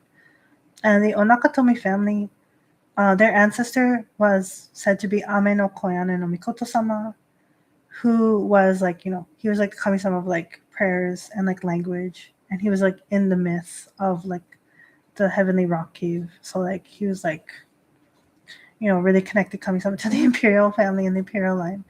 So yeah, so that's the history. Yes, thank you. Okay, sorry, I just wanted to explain that because it's really interesting how like, what we thought was like a regular shrine turned out to be connected to Kyoha Shinto. That was really interesting. I'm just looking now really quick on like the website if there's anything in particular. But nothing really special. It was like crazy. I was like, whoa. And then how I found it was the headquarters? I found that it was the headquarters because we were looking on Google Maps, and then it said like the head like the head shrine on the Google Maps, and I was like, oh my gosh, that's crazy. But yeah. Okay. Oh, sorry, Vidim's comment. So Vidim says, Konko Daiji-sama was truly an extraordinary man. He was unwavering in his commitment to following the true faith, even if others didn't understand it or if it wasn't always fun and entertaining. Oh, absolutely. That's why, like, honestly, like, that's why I am, like, well, okay, it's not why, but it's part of why I'm Konko Faith, especially, because I've had so many, like, how do I explain this? So, like, I don't, sorry, let me start from the beginning. So, on my religious journey, personally speaking, I come across so many like religious figures, founders, great holy men, etc. Holy men and holy women, etc., etc. And I respect them a lot, and I think their teachings show like a lot of divine virtue. But what got me here was that a lot of these like holy figures are always like they were like special born or like born of a virgin. Not just Jesus, honestly, Buddha too, and like a few others, or like they had a mythological birth or something, or like they were like just so special and so like above humanity, and they were very elevated figures, and like their humanness was kind of like taken away. They were just born special. They were born divine or close to the divine, And I'm like, okay, like I mean that's cool. Like I don't know, it's cool, but like I don't know. I'm not really like connecting with that, especially because I know that they're not alive right now. Like all of them have died because they're not alive right now. So like I was kind of like, yeah, like I don't know. I'm not like that's not my cup of tea. So I don't know. But then we go here and I find and meet Konko Faith, and I learn about Konko Daijin-sama, and I'm like, okay, here we go. Like he's probably gonna be like again like the special chosen one, the super divine man, but he wasn't. What I mean by that was like I was reading the Kyoten and like his biography, and yes, they called him Ikigami, but as he said in the last stream, Ikigami doesn't mean like a special exalted person with special powers. It just means someone who's close to Kami-sama and their kami nature is revealed to their human body, their human self. But what really got to me, like really got to my heart, was that again, like he never denied his humanness. He never denied that he would get sick or get hungry or even die someday. He never like pretended that he would like, have some special circumstance around his death, or like, he just was very like down to earth. I get really emotional. I think I start to cry because I get really emotional about it, but it makes me really emotional because it shows that like divinity is not for just like someone special chosen. It's for like everybody. So it doesn't matter like who you're born as or like where you come from, or like even if you get sick, or like even if we all die someday, that doesn't make you any less connected to divinity. And in fact, you can be close to divinity, even like flawed, I guess, flawed like that. I don't think being human is a flaw, but a lot of religions say being human is like dirty or like a flaw or like a problem, right? And I guess I get it. Like, I don't know, being human is not the greatest thing ever, but I just appreciated that about Konko Faith. That like Konko Daiji sama, like he never really like denied his humanness. And I find that really moving. I always cry every time. Like it's just really intense. And I respect that a lot. And like even things like he didn't like he didn't run off and like abandon his family. Like he didn't just say that like he's gonna give up his like life or anything. Like yeah, he had to stop farming for doing Toritsugi, and he had to like there was a lot of things where Kami-sama said like you should think about Kongodaiji-sama as like dead because he won't be able to help you on the farm anymore, or like as a husband, but he's still gonna be living with you. And like I don't know, that's like really emotional to me because like I find a lot of like the stories of like the holy men and stuff, they just kind of like separate themselves from society. But Konko Daiji-sama didn't separate himself completely, and he still cared for his family, and he still loved his family, and still like stayed with them, even though he was doing Toritsugi all the time. But like they were still connected, And like even now, I get really emotional because like his gravesite is not like some kind of like mystical relic that like nobody can touch, and it's like remote somewhere, like there's multiple locations or something. Like you can just go up to his gravesite and like just go there and like see it, and there's no like huge barriers or like people guarding it. Like you could literally just go there. And what's even more moving to me is that like he's buried with his family members, and that makes me so emotional all the time because it's like I don't know, like again, like it didn't like he didn't have to deny his human life or like his human family. He just like was so close to Kami-sama, but he stayed with them, like his family and everything. And I don't know, that makes me like emotional and I'm like crying and stuff, but because I don't know, it's so different from like a lot of religious beliefs and stuff and like religious people. And I guess like I don't know, it kind of hits me close to home because it's like I don't know, it's like it feels like it doesn't matter again like how you're born or like your life circumstances, but like anybody can be close to Kami-sama to the level of like ikigami and like helping so many people. And I don't know, it just makes me really emotional. And I think like Konko Daiji-sama is really great for that. And like just to like not like lose his humanness, even though he was like really, really close to like the like root Kami-sama of like everything, but he didn't lose that humanness. And he showed that humanness is divine too, because it's all Kami-sama, like it's all the universe. Like there's nothing outside of the universe. So like even humanity, which people have usually called like dirty or bad or like unclean or whatever, it's not true. Like it's like humanity is also part of Kami-sama. So we also have the potential, and we should try to be close to Kami-sama and reflect that divinity. And I don't know, that just makes me really emotional because it feels like so real. Like there's something so like real and like raw about that. And I don't know, it's like very down to earth, and I really like that. And yeah, so I think like Hongodaijin is sugoi, like, and of course like he inspired so many other great people too, like all of the disciples and like even some like ministers now. Like everyone comes from like his like practices and like trust in Kami-sama. So it's like it's even more, it's like even more deeper. It goes like that, and yeah, it's just really like it's really emotional. I don't know, and I like that.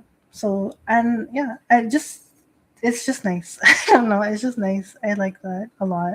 Um, especially I guess for me too, like especially for me too, like because I grew up in a pretty like sorry, I'm just like stimming with stuff here because I'm like emotional. But like I grew up in a really difficult situation and like always feeling worthless and like I don't mean anything and I'm like insignificant and like I'm like too like dirty and disgusting to ever like unless I like beg for forgiveness or like like completely like absolve myself of like my human feelings.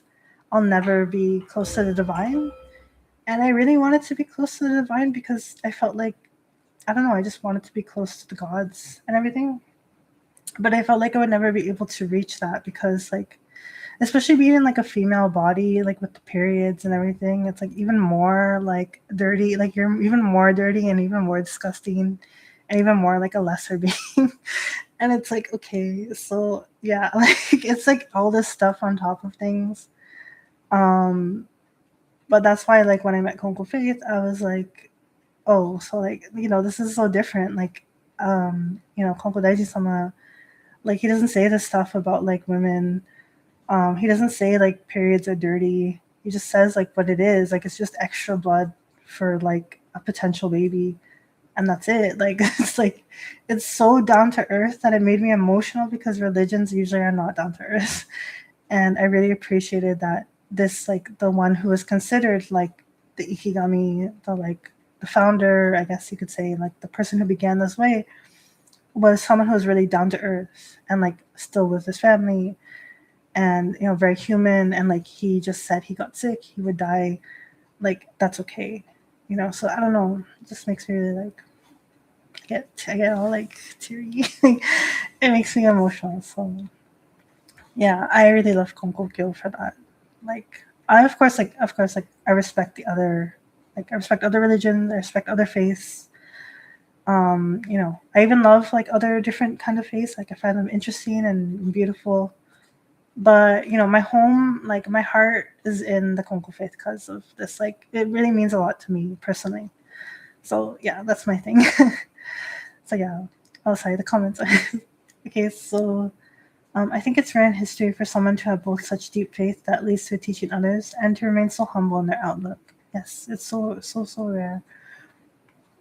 Alex says, I completely get how you feel with that. Oh, thank you. Yes, I'm glad you understand. Um, and and I agree. It feels like in many religions you're supposed to be sorry for being human and shed that humanity to be pure enough to approach the gods. Yes, and that was that really messed with me. I think it's because of my background, I guess, like what I had to go through, but like that really messed with me a lot. And it made me feel like I'm just like hopeless, like scum worm, and like I'm never gonna be redeemed or saved or like nothing. Like I'm just like it's over. Like I gotta try next life. I don't know. But I'm glad that I found Konkokyo and I realized like I don't have to feel that way. So I'm really thankful for that. Yes, but Tenchikano Kami-sama feels like they want us to come close with our humanity intact. Yes, I think so too. And it's just so beautiful, right? Like, cause like so many times, like you see, like humans are dirty, scum, like creatures of like this soil, and even like the earth sometimes is seen as like dirty and impure, like the earth itself, like the planet Earth. And I'm like, whoa, that's crazy. Because like what did earth ever do? I think earth is pretty divine. But yeah, I just don't really like that, personally speaking. Like I don't know, it doesn't sit right with me. Like I get it, I get it, I get it, because there's like illness and death and like scary things, but it's okay. Like I don't know, like I don't think that means it's like cursed lands of like the gods will never touch the lands. Like I think like I don't know. I think like I just don't think like I never really vibed with that belief. Like it just didn't sit right with me. It didn't sit right in my soul. Like sorry, I'm like it just didn't feel right. So I'm glad I found my spiritual home. It's why I don't vibe with the original sin. Yes, same. Everything is part of a system. It feels like that idea means people must be punished for existing. Yes, exactly. I really don't like that. I'm sorry. Like I just really don't like that. And it hurts a lot to have that over your head and like over your heart, that like, I don't know, you're like unclean, or like you need to like beg to be clean, or like forgive. And yeah, like I guess like I don't know. It's just like I don't like I'm sorry. Maybe I'm sure like someone will like, I'm sure there's like an interpretation somewhere where like it doesn't actually mean that, or like it means something deeper, or like, you know what I mean? But for me, like just even like, I don't know, the concept of like, even if you can be pure as a human, the fact that there's kind of this like inherent dirtiness, I guess, to being a human, or like a separation from the divine for being human. Like I don't know, it just doesn't feel good to me. So yeah. Yes, so you were born broken and need to be fixed to be good enough, versus you were born perfect and the world pushed you away from Kami-sama. Oh yes, exactly, exactly. That's so real. That's so real. Like I don't know, I just think that if like human beings, like where do we come from, right? Like even like, okay, like even scientifically speaking, like the human body, right? Like the meat, like this doesn't like come from the other realm of evil. Like it comes from the natural chemicals and elements of the universe, and like from space, and like, you know, all the chemicals you'll find in everything else is also in the human body. So like it comes from like this body is like grown and like comes from like, it was grown in like a mother, right? Like my mother. You know, my body, like, you know, like, you know how I mean. Sorry, I'm like going into the whole thing, but like nothing. But like, of course, like your mother's body comes from the universe, and then like, you know, like the chicken and the egg. Right? Anyways, even scientifically, what I'm trying to say, like everything comes from the universe. Everything comes from nature. There's no like something that comes out of it, right? So to call it like dirty or bad doesn't really make sense, because like even scientifically, like everything comes from the universe.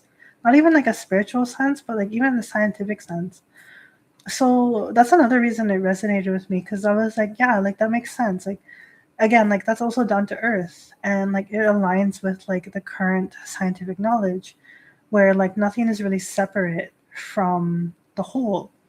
You know, we're all kind of like, yeah, like we're separate individuals and we have separate personalities and like consciousness, but like on the base level, everything comes from the same source. So like I thought that was like the best way to like look at it, even like religiously. You know, we're all from the same source, and yeah, like I don't think that there's anything inherently dirty about it. Like of course we can do bad things through our actions and our choices and the way we treat others. Yes, like those are bad things that we should avoid, and they bring like bad things to happen, right? um but like inherently, like to say like it's inherently dirty, or like inherently wrong, or like inherently separate from the divine, doesn't really like feel good or feel right with me personally. It feels weird. I don't know.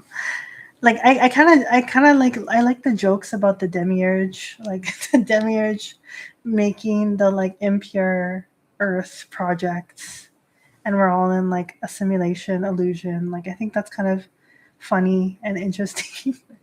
But I don't like genuinely like feel that, like religiously speaking. It's just like a funny like meme to me, like the demiurge memes.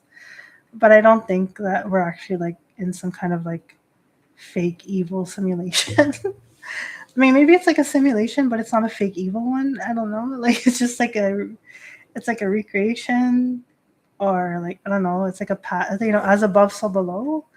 But I don't think it's like, you know, like Matrix trapped in this evil world and we can't escape. We have to get out, and I don't like that. So yeah. Sorry. Let me drink. Sorry, the air is dry. Sorry. Oh, sorry. I think anyone who has held a newborn would feel they were all born totally pure. Oh, yes, exactly. maybe that's why women get pushed out of this conversation historically. Oh no, maybe it could be true, honestly. Because how do you look at a baby and think like that's impure, evil, dirty? I'm like, it's a baby. It's like even me, like sometimes I get uncomfy around babies. I'm like, oh my god, like if I hold the baby, I'm gonna like ruin something. Like it's so delicate and so like baby. And I'm like, oh my god. So I get like nervous around babies, but they're so cute and they're like the cheeks are so squishy and they're like they're tiny and it's like, oh my god, like what is evil about the baby? Come on, like let's be real. Even like baby animals, baby trees, honestly, like how like it's just like I don't know, I don't get it. I don't get it, but it's okay. I don't know. But yeah, it's just like I don't know. But again, like I don't know, I can kind of see it maybe because like people are scared of death and illness and there's some pretty messed up things in the universe. I'm not gonna deny that. I wish it was all like sunshine and rainbows and candy, but I know it's not. But that's okay. Like I don't think that means it's a dirty world inherently. Like it's just like nature has a wild and like violent and creepy side, and that's okay too. Like I like that too. Like I like the darker side of nature as well, and that's fine. Like it's just how things are, and I don't feel like afraid or like repulsed by it. I just accept it. I don't know. That's just me. Like that's just how I like feel the vibes. I don't know. Oh, sorry. Really fresh newborns aren't even that cute. They're just screaming tomatoes, but you just intuitively know they're precious. I like your description. Screaming tomatoes is cute, but it's true. Like I don't know. I think they're like cute in their own way. Like again, like they're kind of cute in like a weird way, but they're just babies. Like I don't know. They're just like the baby. It's just cute. So yeah, like I don't know. It just maybe that's just like maybe people don't think the same in me, and that's okay. And that's why they need to have a religion that like affirms the feeling that the world is dirty and like a simulation of the demiurge. I don't know. That's okay. But for me personally, I do not believe that. So I prefer finding a path that kind of is not like that. So that's kind of how I feel. Um, I mean, I joke about it. Like sometimes I joke, like, yeah, this world is cursed. It's evil. Like we're all stuck here, and it's like prison. But that's just me being silly because I'm tired of humans being crazy. But I don't really like when I look at like nature as a whole.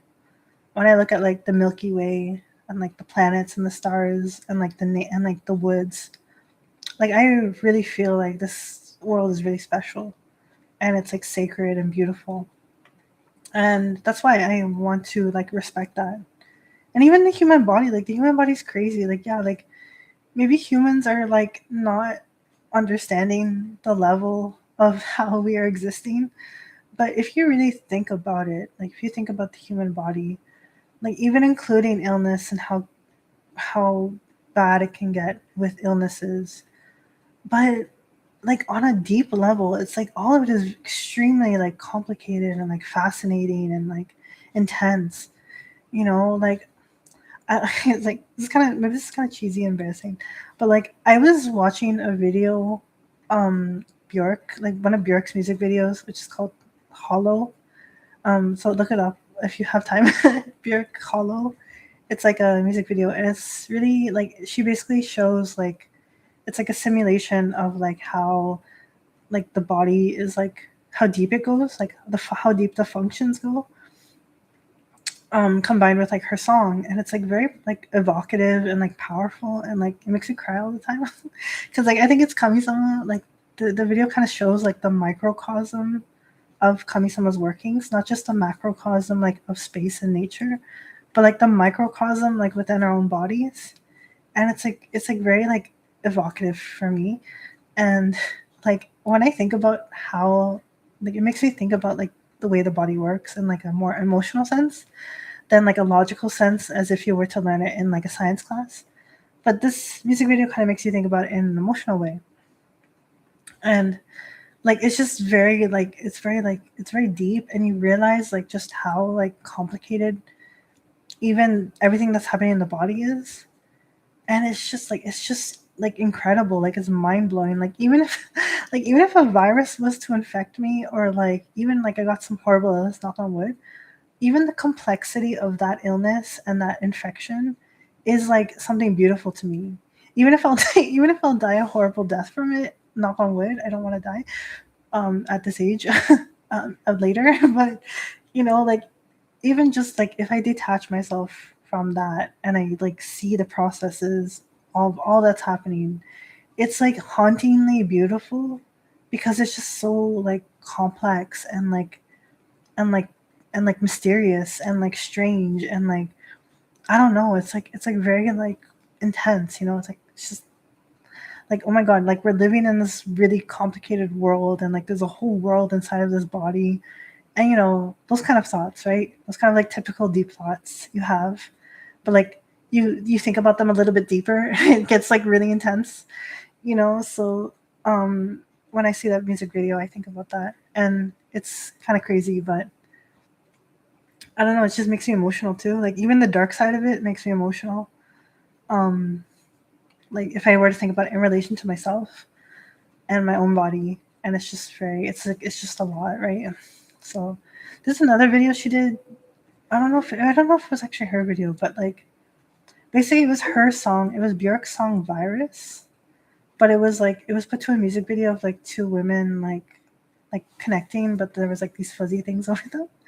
You guys might know what I'm talking about. I don't know if that was the official music video or someone just put it with like an art project. I think it was an art project they just put the song to.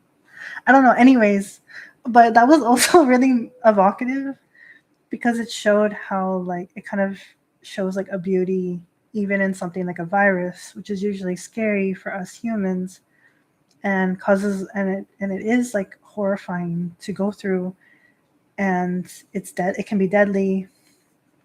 And I'm not trying to downplay the severity of illnesses, but on a like a bigger perspective, it is so intense, like how these systems of like the microcosm of the way things work and how it interacts with our body is very complicated and intense, and like it's again like hauntingly beautiful. Like it's beautiful in like a scary way.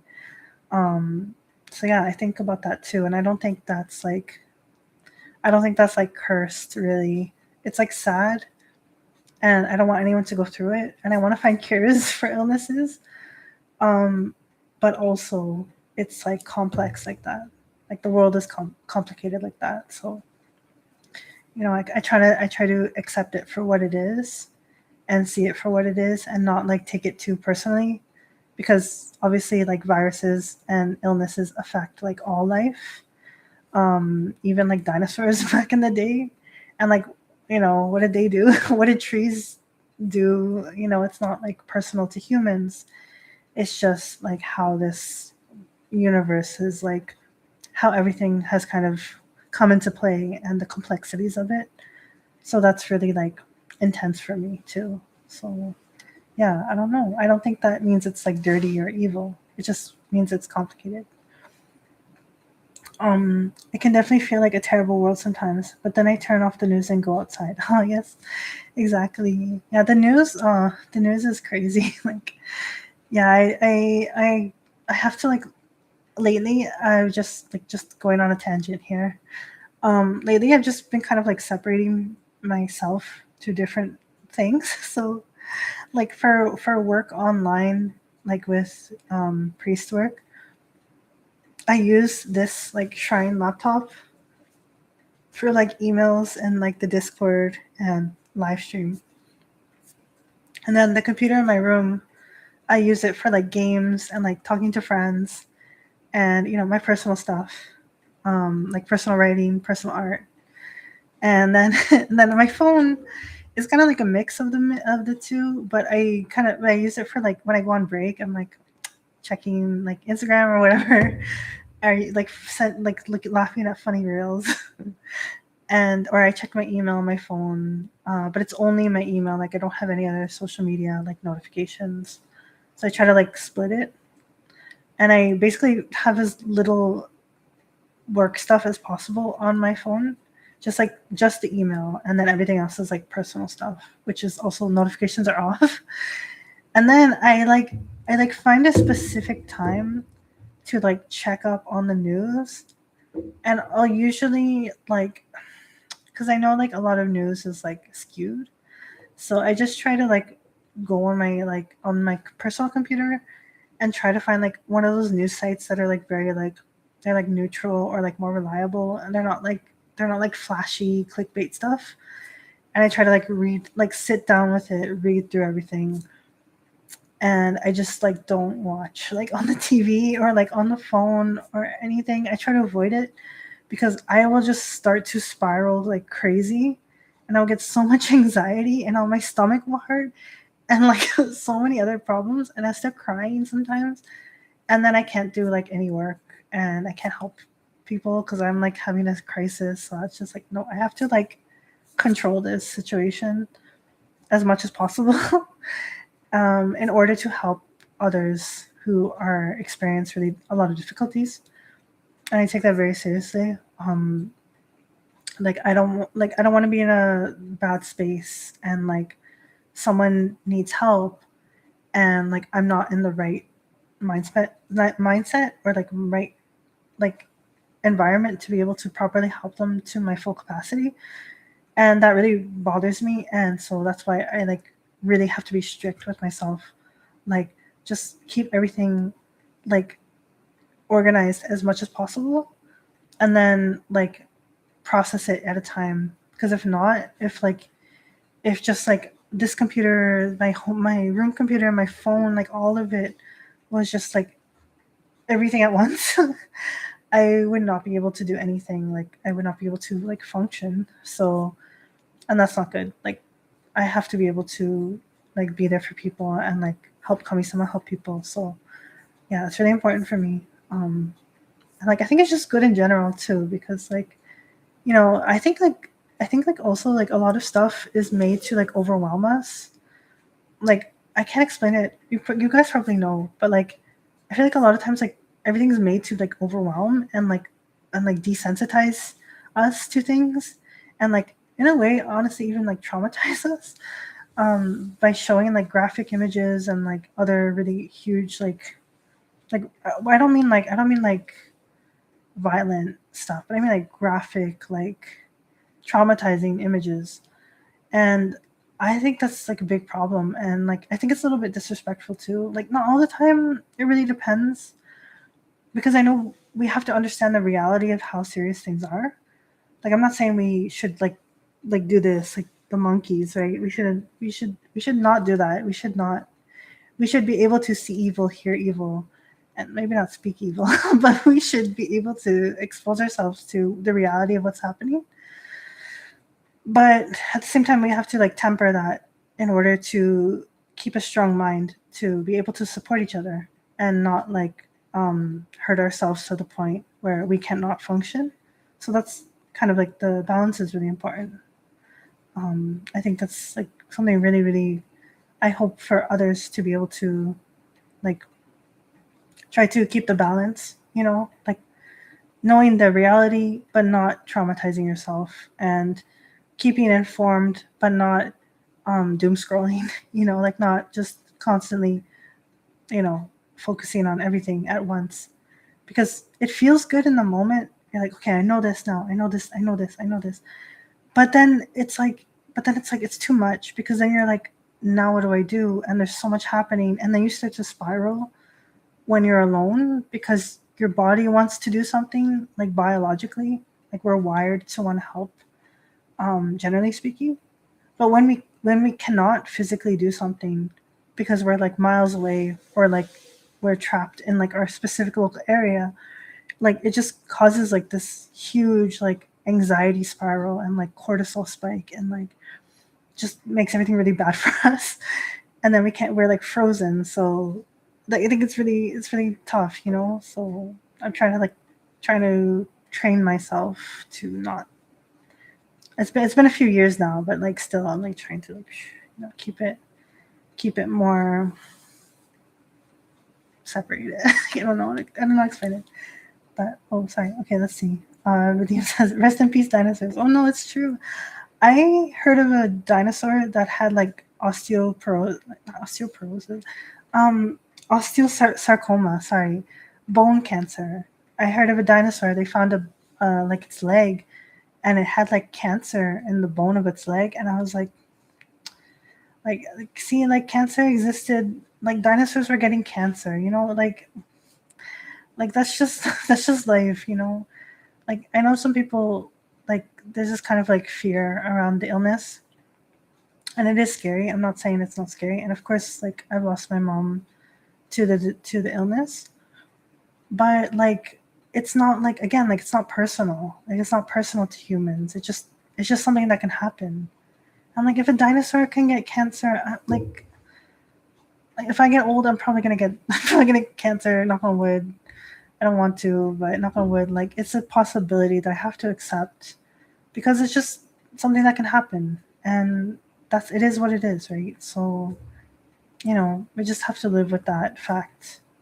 There's stuff in the world we have to live with, and it's not again like it's not personal. It's not like a punishment. It's not like a failing. It's just what happens. You know, it can happen. Knock on wood.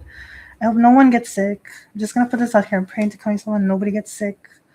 Everyone's okay, and you know we can live long, healthy, happy lives. I'm just putting that out there. And I'm gonna speak this reality, manifest it. You know, but for real though, like for real, praying to come someone. Like nobody gets sick. We all stay healthy. Everyone's good.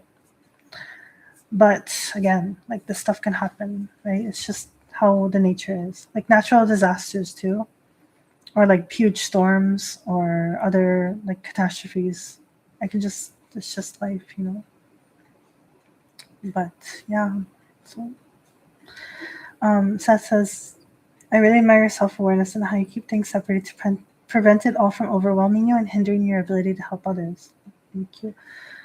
Everything is vying for our attention, and the more intense or shocking the images and headlines are, the more outrage we have. Yes, exactly. First of all, thank you so much. I really appreciate that. I just try to do what I can, you know. And yeah, like it's just like I like back in the day, like what year was it?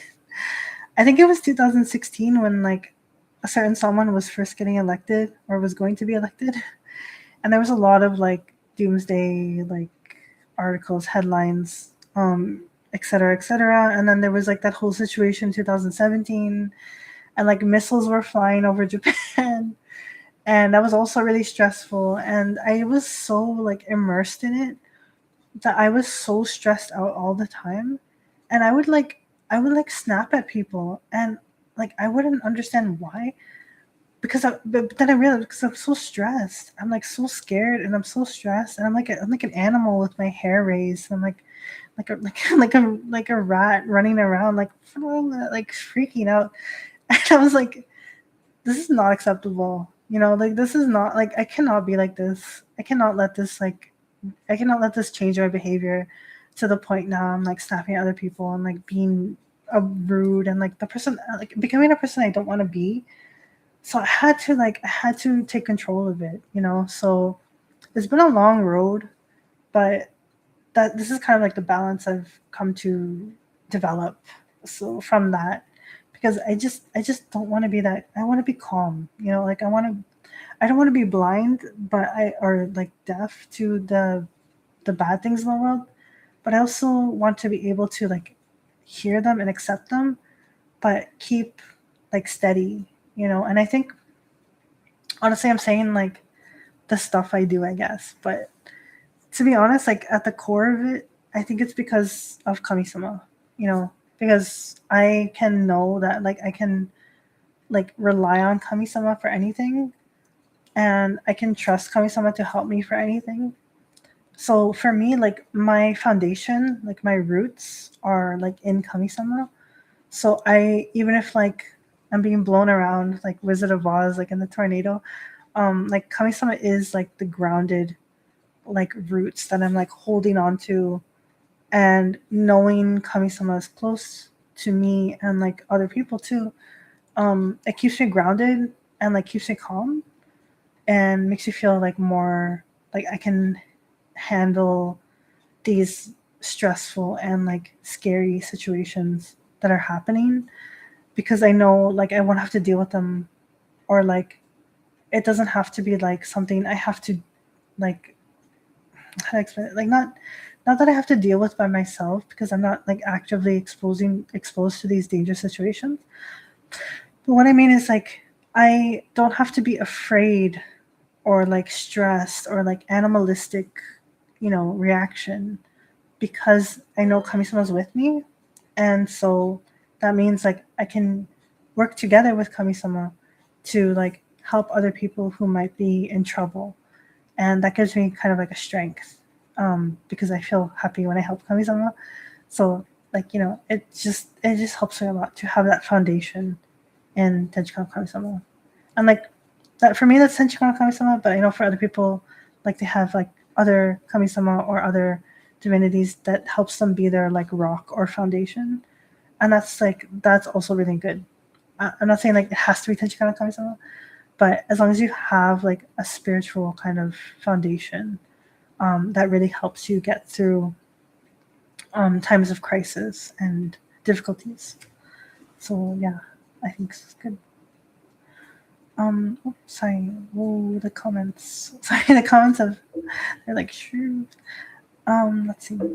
Alex says, "Oh, I like being traumatized by the media." Oh no, no. I get it. It's okay. That's okay. I get it. It's funny. It's funny.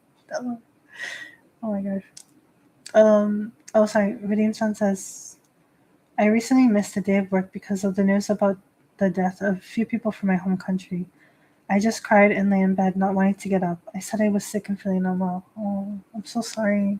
I'm so sorry, Redeem-san.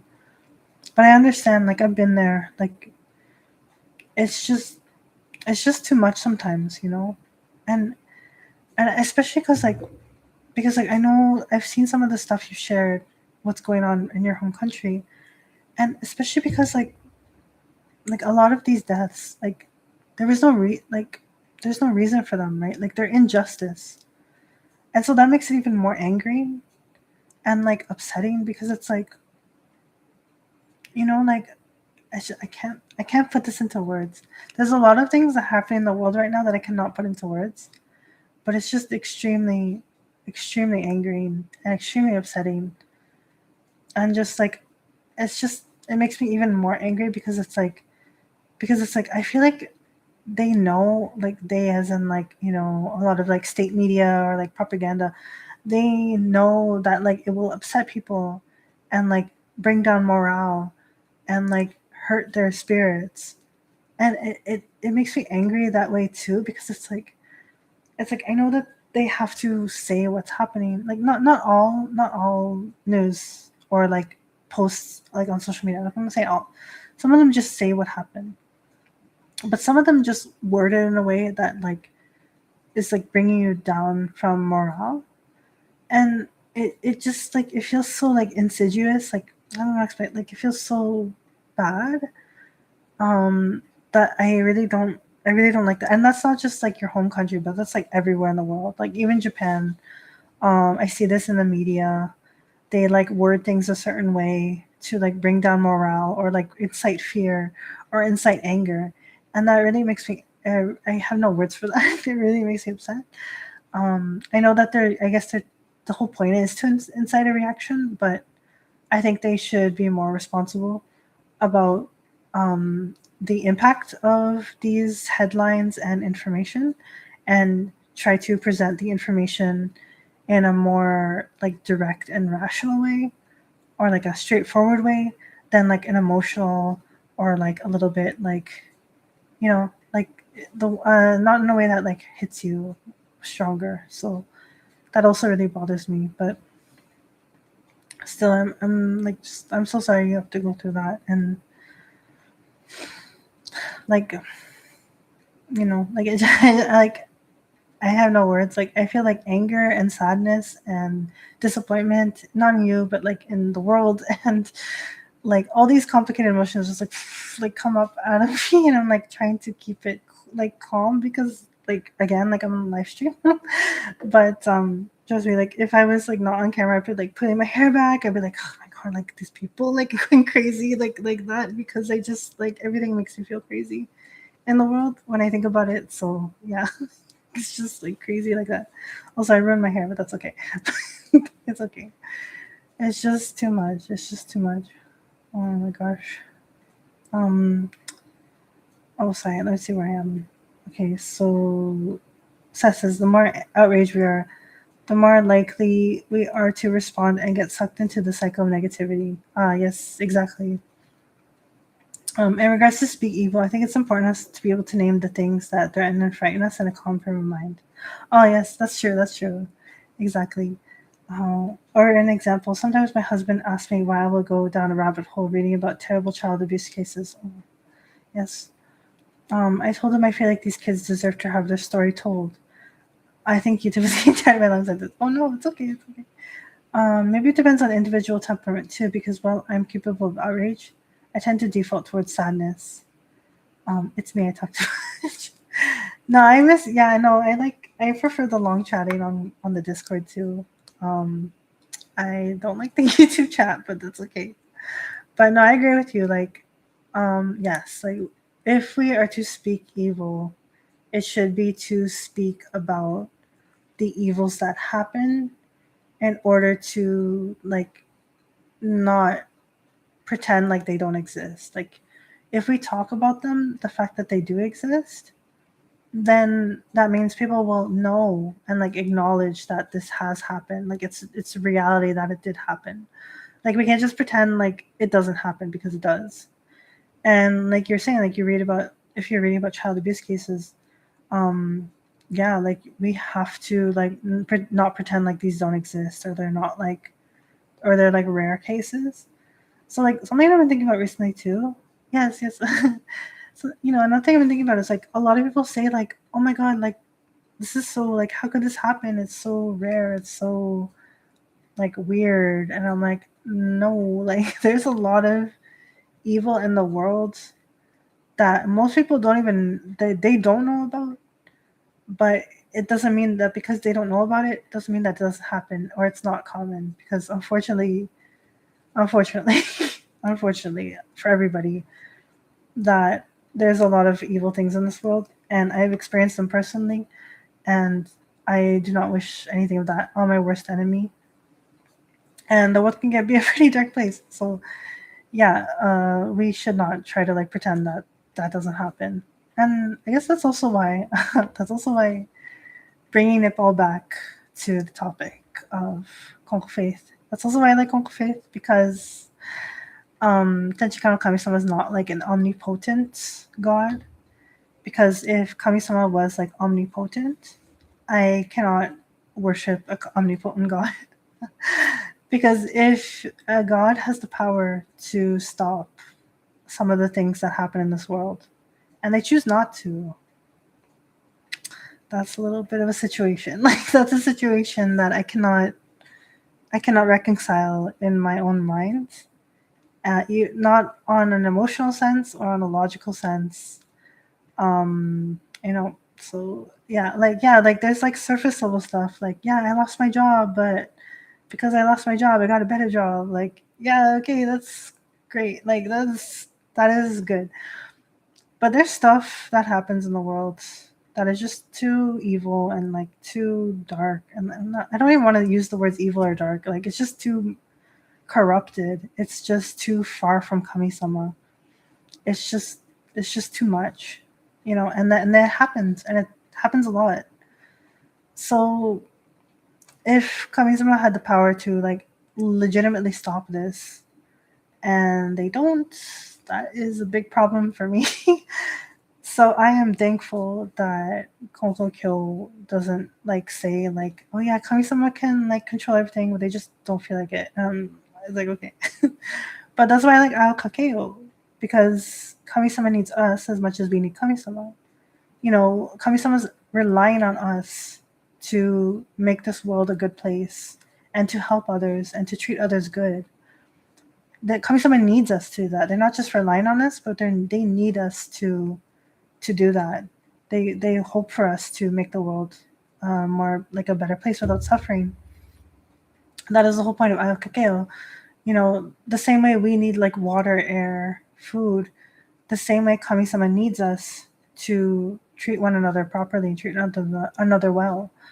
So, that was also really moving to me because, the closer we are to Kami-sama, the more we want to make the world like a better place and like help each other and, support each other through this world, which is like complicated on its own and not like cause unnecessary suffering to others. So that is a teaching that really struck home with me. That Kami-sama wishes and wants for us to have happy and peaceful lives and is happy for us and celebrates with us when things are going well and they're good. So, and that's the whole point of Toritsugi, right? Like that it's all connected, right? To perform Toritsugi is like to help people suffering. So that also really resonated with me. It's not just to Konko Faith is not about accepting suffering. It's about working together or like praying together with Kami-sama and your own Mitama no Kami-sama to remove yourself or to alleviate the suffering that you're going through. And that is like the core of this faith that is really moving to me. So it's really important to me in that sense too. I agree. I have to accept that Kami-sama has limits and wants the best for us. Yes, absolutely. And I like when I say that Kami-sama has limits, I don't mean like Kami-sama's powerless, because I'm sure like Kami-sama could like cause like crazy destruction and like on the world and like, like just send a meteor, send a flood. You know what I mean? I'm sure that can happen, but this world is very complicated and the answer is not simple.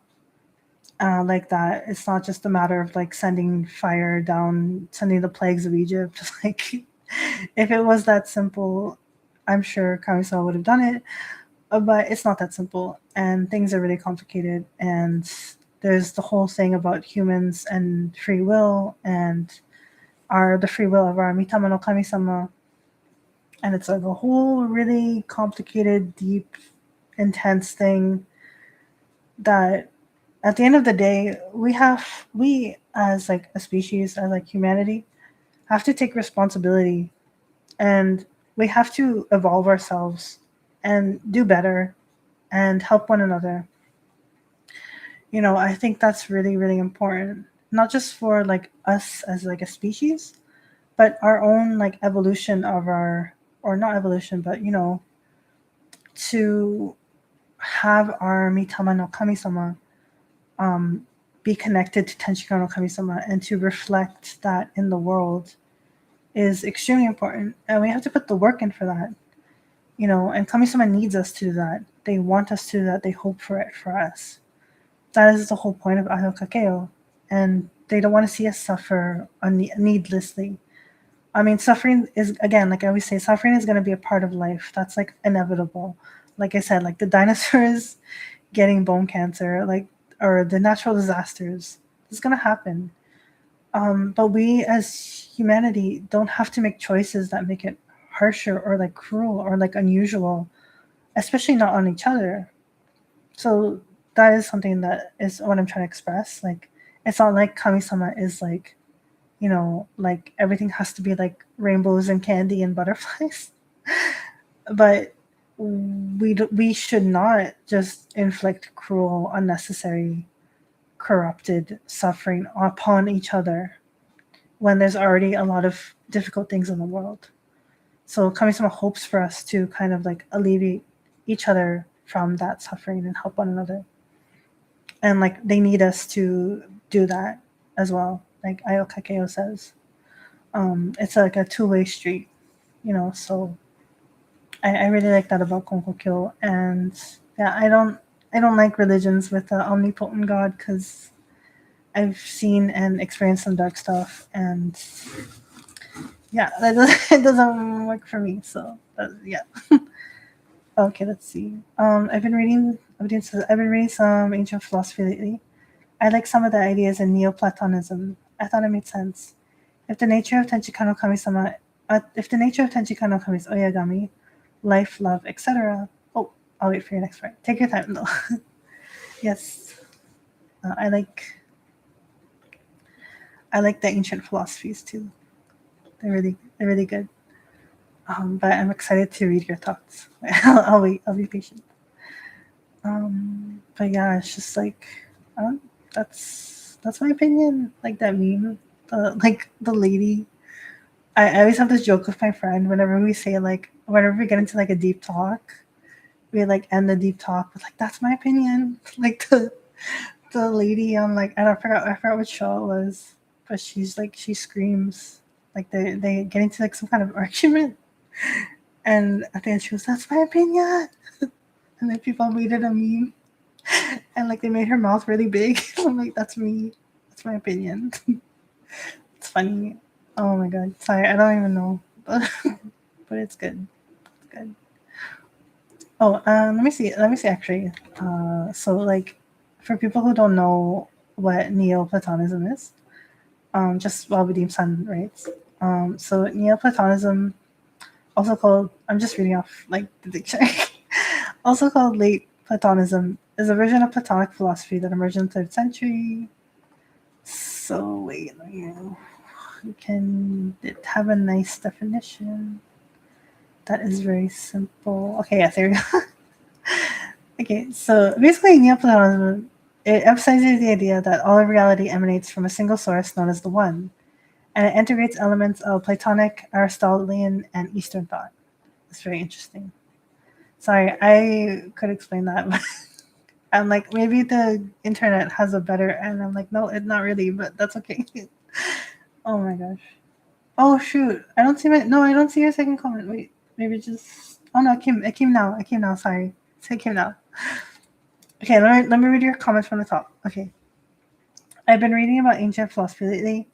I like some of the ideas in Neoplatonism. I thought it made sense. If the nature of a Tenchika no Kami is oyagami, which is parent kami, life, love, etc., then by its very nature, Tenchi no Kami cannot do anything bad. It just is impossible for him. So he's not omnipotent either. Ah, yes, yes. Yeah, so actually the way you've defined it here is a lot of the ways like you'll find the definition from people in like the Konko Research Institute, like Kenkyusho. Like when you ask the question like is Tenchika Kami-sama like omnipotent, it's not like they cannot like literally do like everything, because they can like technically, but because everything's connected to them, right? That's why. But as you said, because they are like the like parents, like the ideal parent, like everything comes from them, and no true parent would ever want to hurt their children. Like they love their child unconditionally. And I know like Tora and like Luvin, Seth will like understand what I'm saying. Like and other parents here, I don't know who might be watching, but like like a true parent, um like a genuine parent will never want to hurt their child, and they might like scold them, or they might like be strict sometimes, but it comes from a place of love at the core of it, and that is like Tenshiko no Kami-sama, like at the core.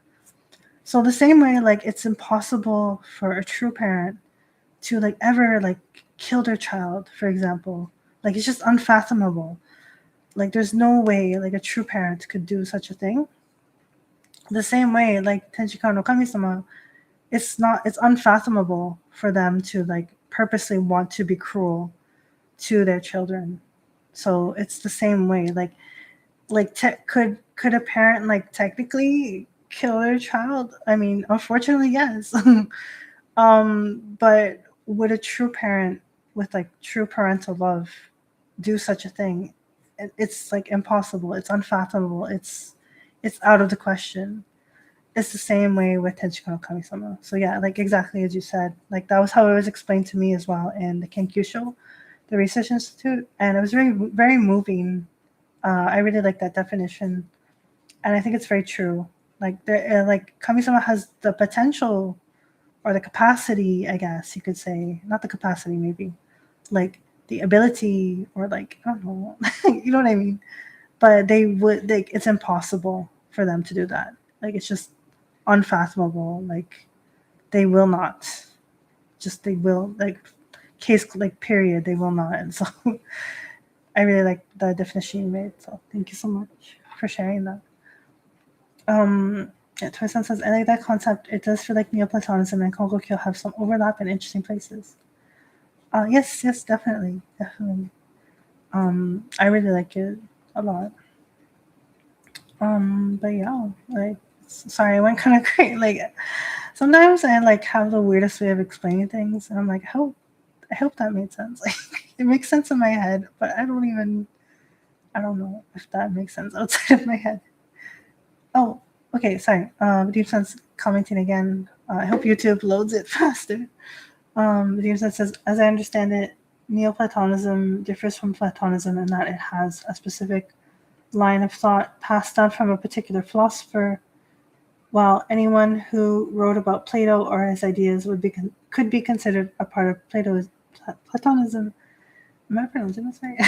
Or Neoplatonism had a specific lineage of teachers. Oh, yeah. That's true. That's what I've read too. So I've understood it as well. Sorry. That makes sense. Like, Neoplatonism was more like lineage passing down. So it's a little bit more like structured, I guess you could say. But yeah, it's really interesting how that happened. I miss the ancient days. I wasn't alive then, but I miss it. Like, I'm joking.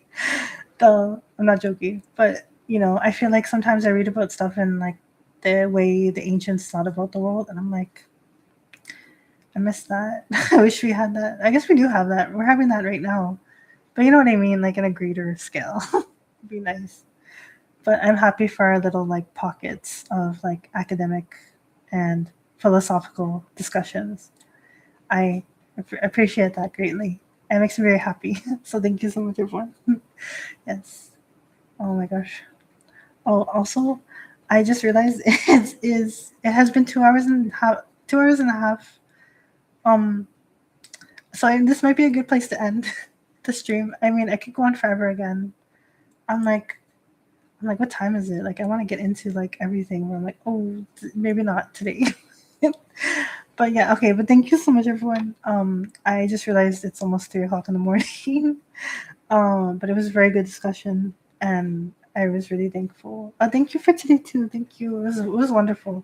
So yeah, I'll just clean up from now, and I'll go straight to sleep. But it was a very good discussion, and like, seriously speaking, like, thank you so much for today. It was a very good discussion. I'm really thankful. Thank you for joining me too. I mean, like, if you guys weren't here, I'd just be like yapping about, like, I don't know, I'd just be like aimlessly trying to think of an entertaining concept, like a jester, like dancing. But thanks to you guys being here in the comments, like, it's more enriching of a discussion. So thank you so much. And I hope you have a good night or a good day. And yeah, see you next time on Saturday. So yes, thank you so much. Okay, have a good night and bye for now. Yasminasai. Thank you. Okay. Bye.